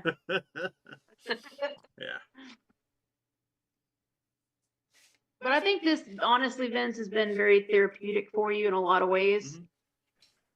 Mhm. You've always been, I wouldn't say an entertainer in that sense, but more of like, we I'm a always had host. roundtable conversations Yeah, at our I'm house. like a hostess, or the person that hosts the. You're a event. hostess? Yeah, So- I'm starting to get pudgy again. No, I'm joking. I didn't know I had another sister. I'm No. kidding. Yeah, my hair's getting longer. I can't help it. But like when you were younger and you would host those things, like he would go find apartment complexes that had like party rooms and he'd rent them out. And he would have like these giant gaming tournaments, and it would Oh, be wow. like, $5, $10 or whatever to get in the door, and Dad would like supply drinks and snacks or whatever, and they'd have these giant competitions, and that part of that money for everybody entering to come in would be part of the pot to win. Nice. And it became popular around our high school to where people were like, oh, are you going to go to Vince's thing? And then when I got to high school, everyone's all like, oh, you're Vince's sister. Oh, your brother's so pretty cool. And I was like, yeah, try living with him. But he was always real big on that. And it's funny how it transitioned from my dad's friends always being at our house and us playing like D&D an entire weekend. Amber, from wake up. Friday Here's some to Mountain Dew. Sunday. I need you to stay awake. Yeah, because you're the lucky roll. Because I was the lucky roller every time, nat 20. Wow, that's useful. But yeah, Amber, I need you to just touch the dice. Okay. Right. But and then it transitioned to like Vince being the one where all of his friends were coming over and hanging out at the house, and it's just, I don't know, just always been that person that people gravitated to. That's awesome. I try. And I think Well, you can growing see up that as- here too online, right? Like a lot of people are on the on podcast. Vince's show. Yeah. Yeah, I mean, I'm always Host, welcome it's for not just anybody the to come snack on. company. That's hilarious. Yeah. Showed, yeah.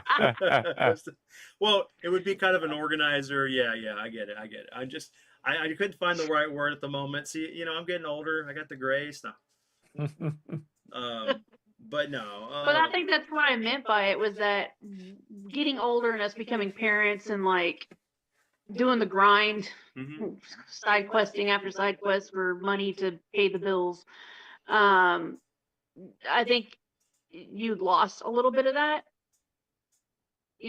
People got too busy, couldn't always come over and hang out. It just became really stressful. And I remember when you wanted to start doing a podcast, and everybody was like, cool, but don't get your hopes up, but I think Vince has really found his niche, his voice, and a good community. And from me to everybody that's listening who will listen, thank you for supporting my brother. It really means a lot. Thanks, sis. You're welcome. You'll never hear it again. That's your present for 20 years now. You're good. We? Yeah. No, but no, and that's all the things too. Is like, all this is fun. It's meant to be fun.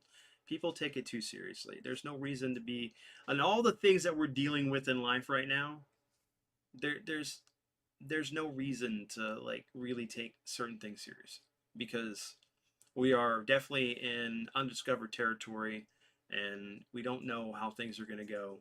But like, being a beacon of light for people to listen to get your mind off of whatever for 4 hours or however long we've been doing this episode, you're always welcome. Mhm. So, but 4 hours later. yeah. See, it's Well, I always say if you're going into the apocalypse, you might as well have fun doing it. Yep. That's you good can sit down advice. and listen to a good pod while the bombs are dropping. Sorry. That would have been a totally different movie for that. What was it? This Is the End. Instead Right. of them sitting at a dinner table instead of listening to a podcast. Yep. Yeah, totally different from let's do all the drugs. Yeah, Oh, Jeez. when he shows up at a party, What? the actress, Oh, I can't remember her name, and I feel really bad about it. Emma Emma Watson? Watson. Almost said Emma Stone. Wrong one. She opened it, knocked on my door, and I opened the door. It was her. Are you with anybody? Does anybody know you're here? no, that was Sorry, I know. I'm an old perv. Jennifer Lawrence. That was Jennifer Lawrence for one. That was Mystique. Oh yeah. That's better. At least she's not permanently a child in my mind. Problem. You should name this chick. Master Roshi over here needs to chill. Jennifer Lawrence can come over too. It's just hard to listen. Great friend. Oh boy. It's the end of the world.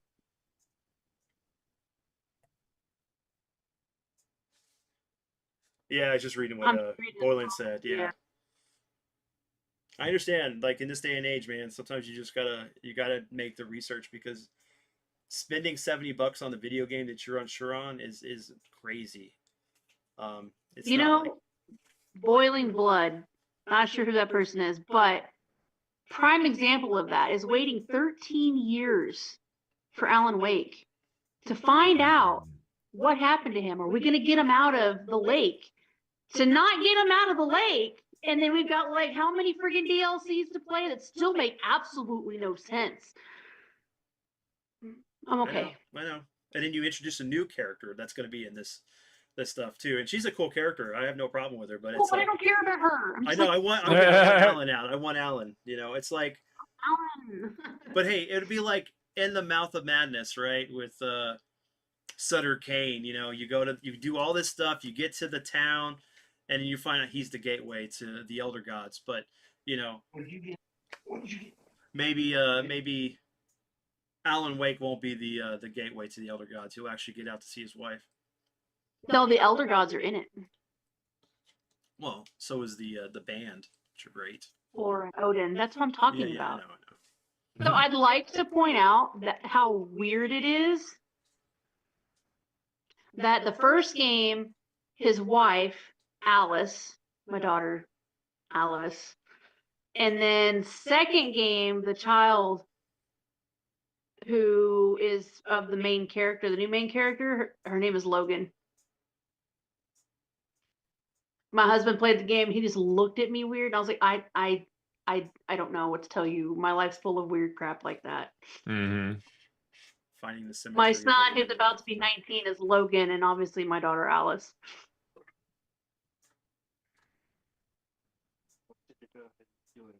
Anyway, I'm playing with the dog. I showed him. I think the Ryan's problem still away. I'm very Let's involved. see. Unfortunately, showed they do. No, I'm here. Okay. What's up? Yeah, We wrapping up? Yeah, I think we're gonna wrap up. Unless you guys got something to add, I don't mind. Whatever. I think I'm good. Oh yeah. I'm sorry. We do have one thing to add here. OBS. Oh yeah.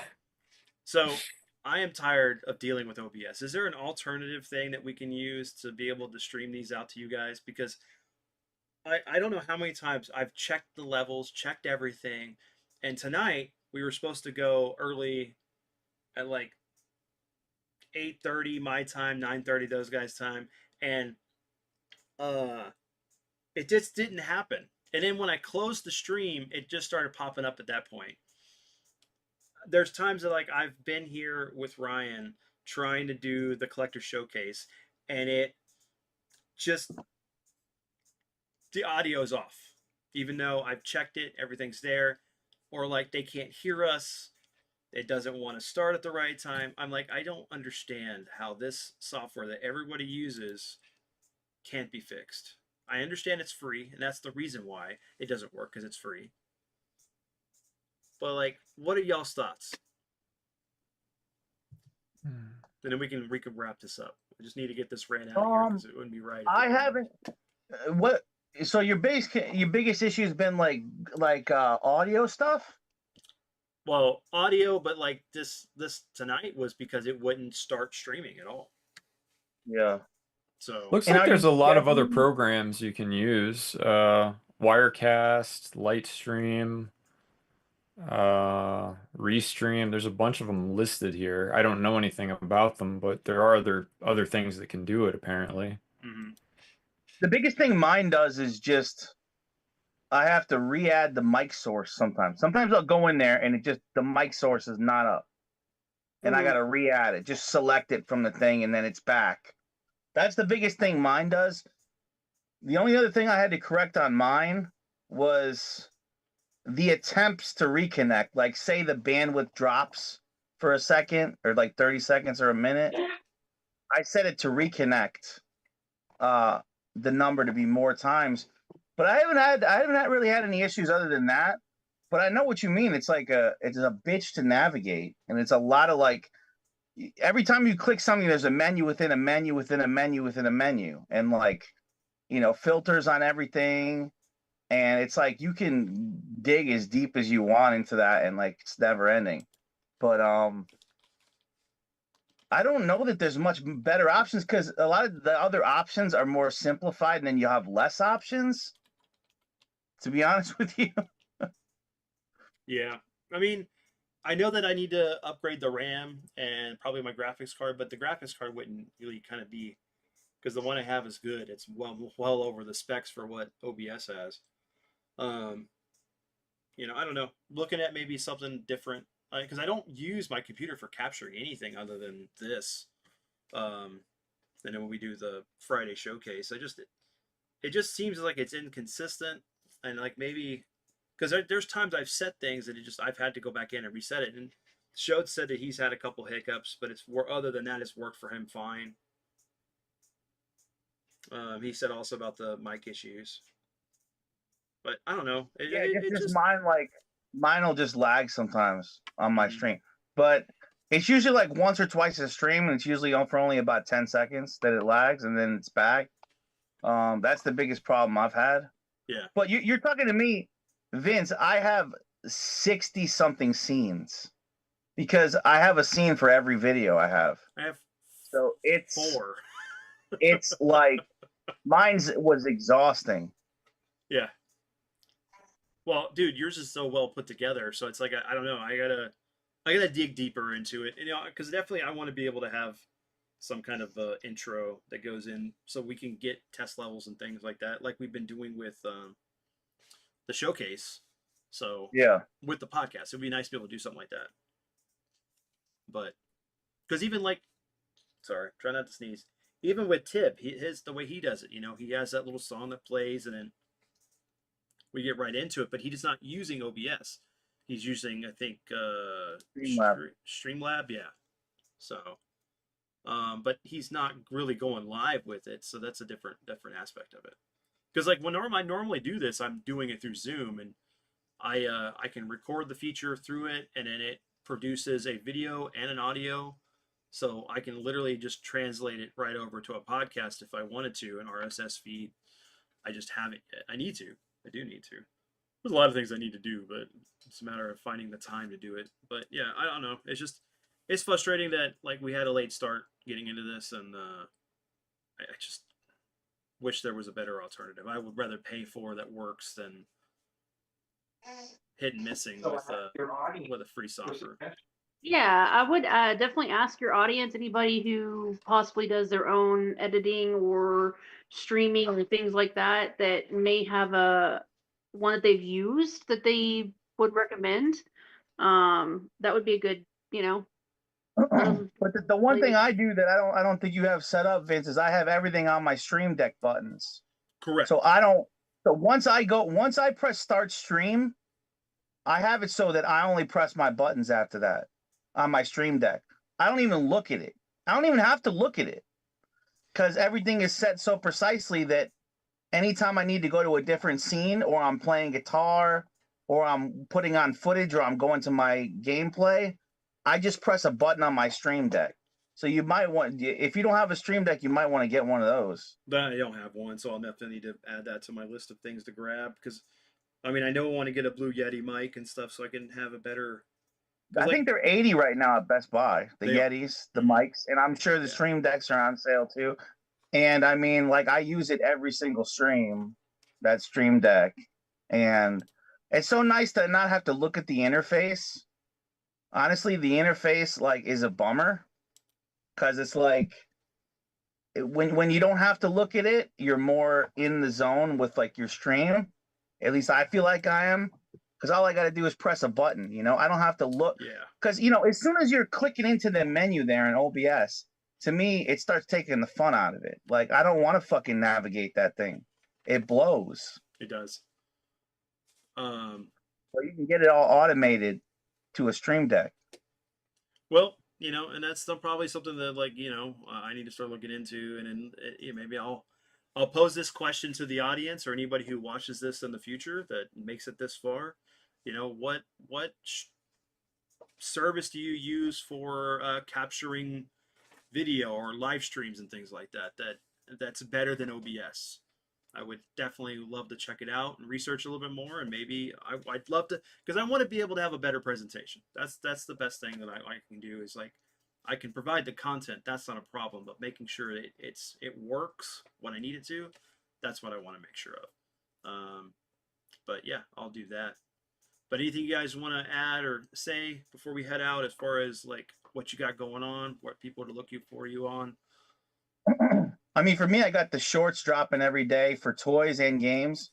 So if you're not subscribed to me, one of the things you get if you do subscribe to me is every single day you get a new short of a toy commercial and a video game commercial from the 80s and 90s that's going to bring back memories if you live through it.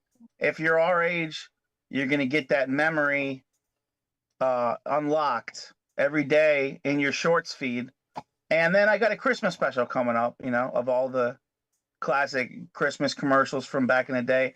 And that's going to drop, of course, more closer to the end of the month, right around Christmas time. That'll be coming out. So that's it for me.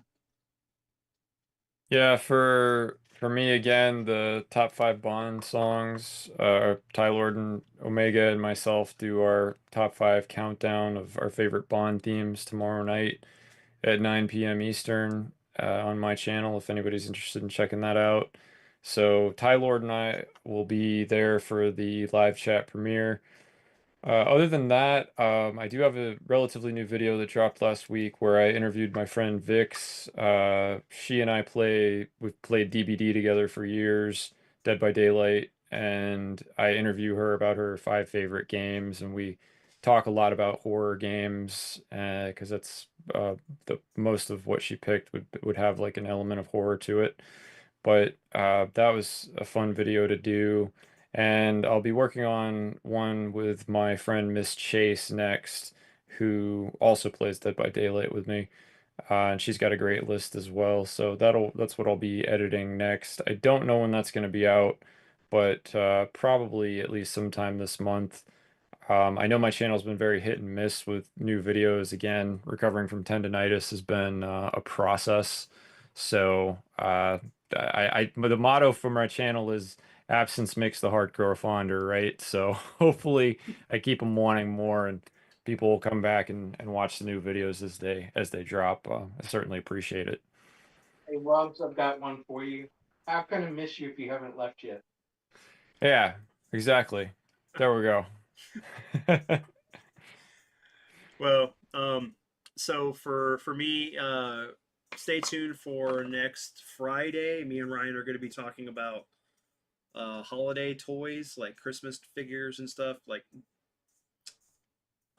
man, what we like Gremlins and some other figure lines that like NECA's done that have been related to the Christmas time.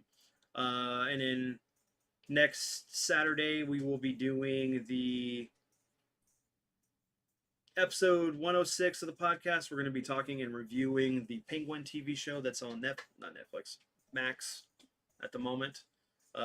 It's 8 episodes, fantastic, great.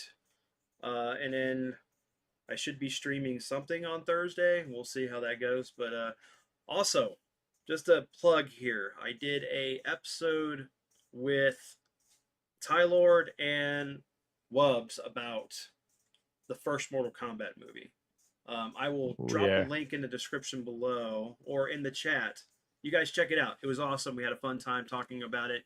And then I was also a character on our buddy Stark Sanctum Startorum's channel, where I played one of the main characters.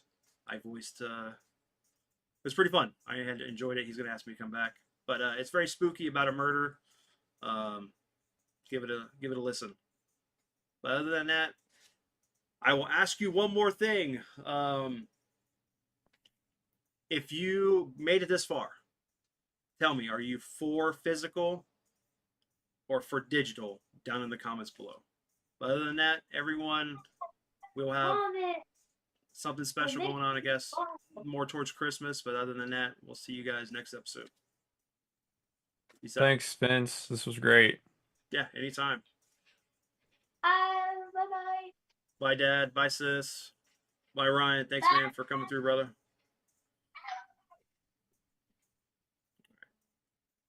Wait, no. Let's say goodbye. Bye-bye.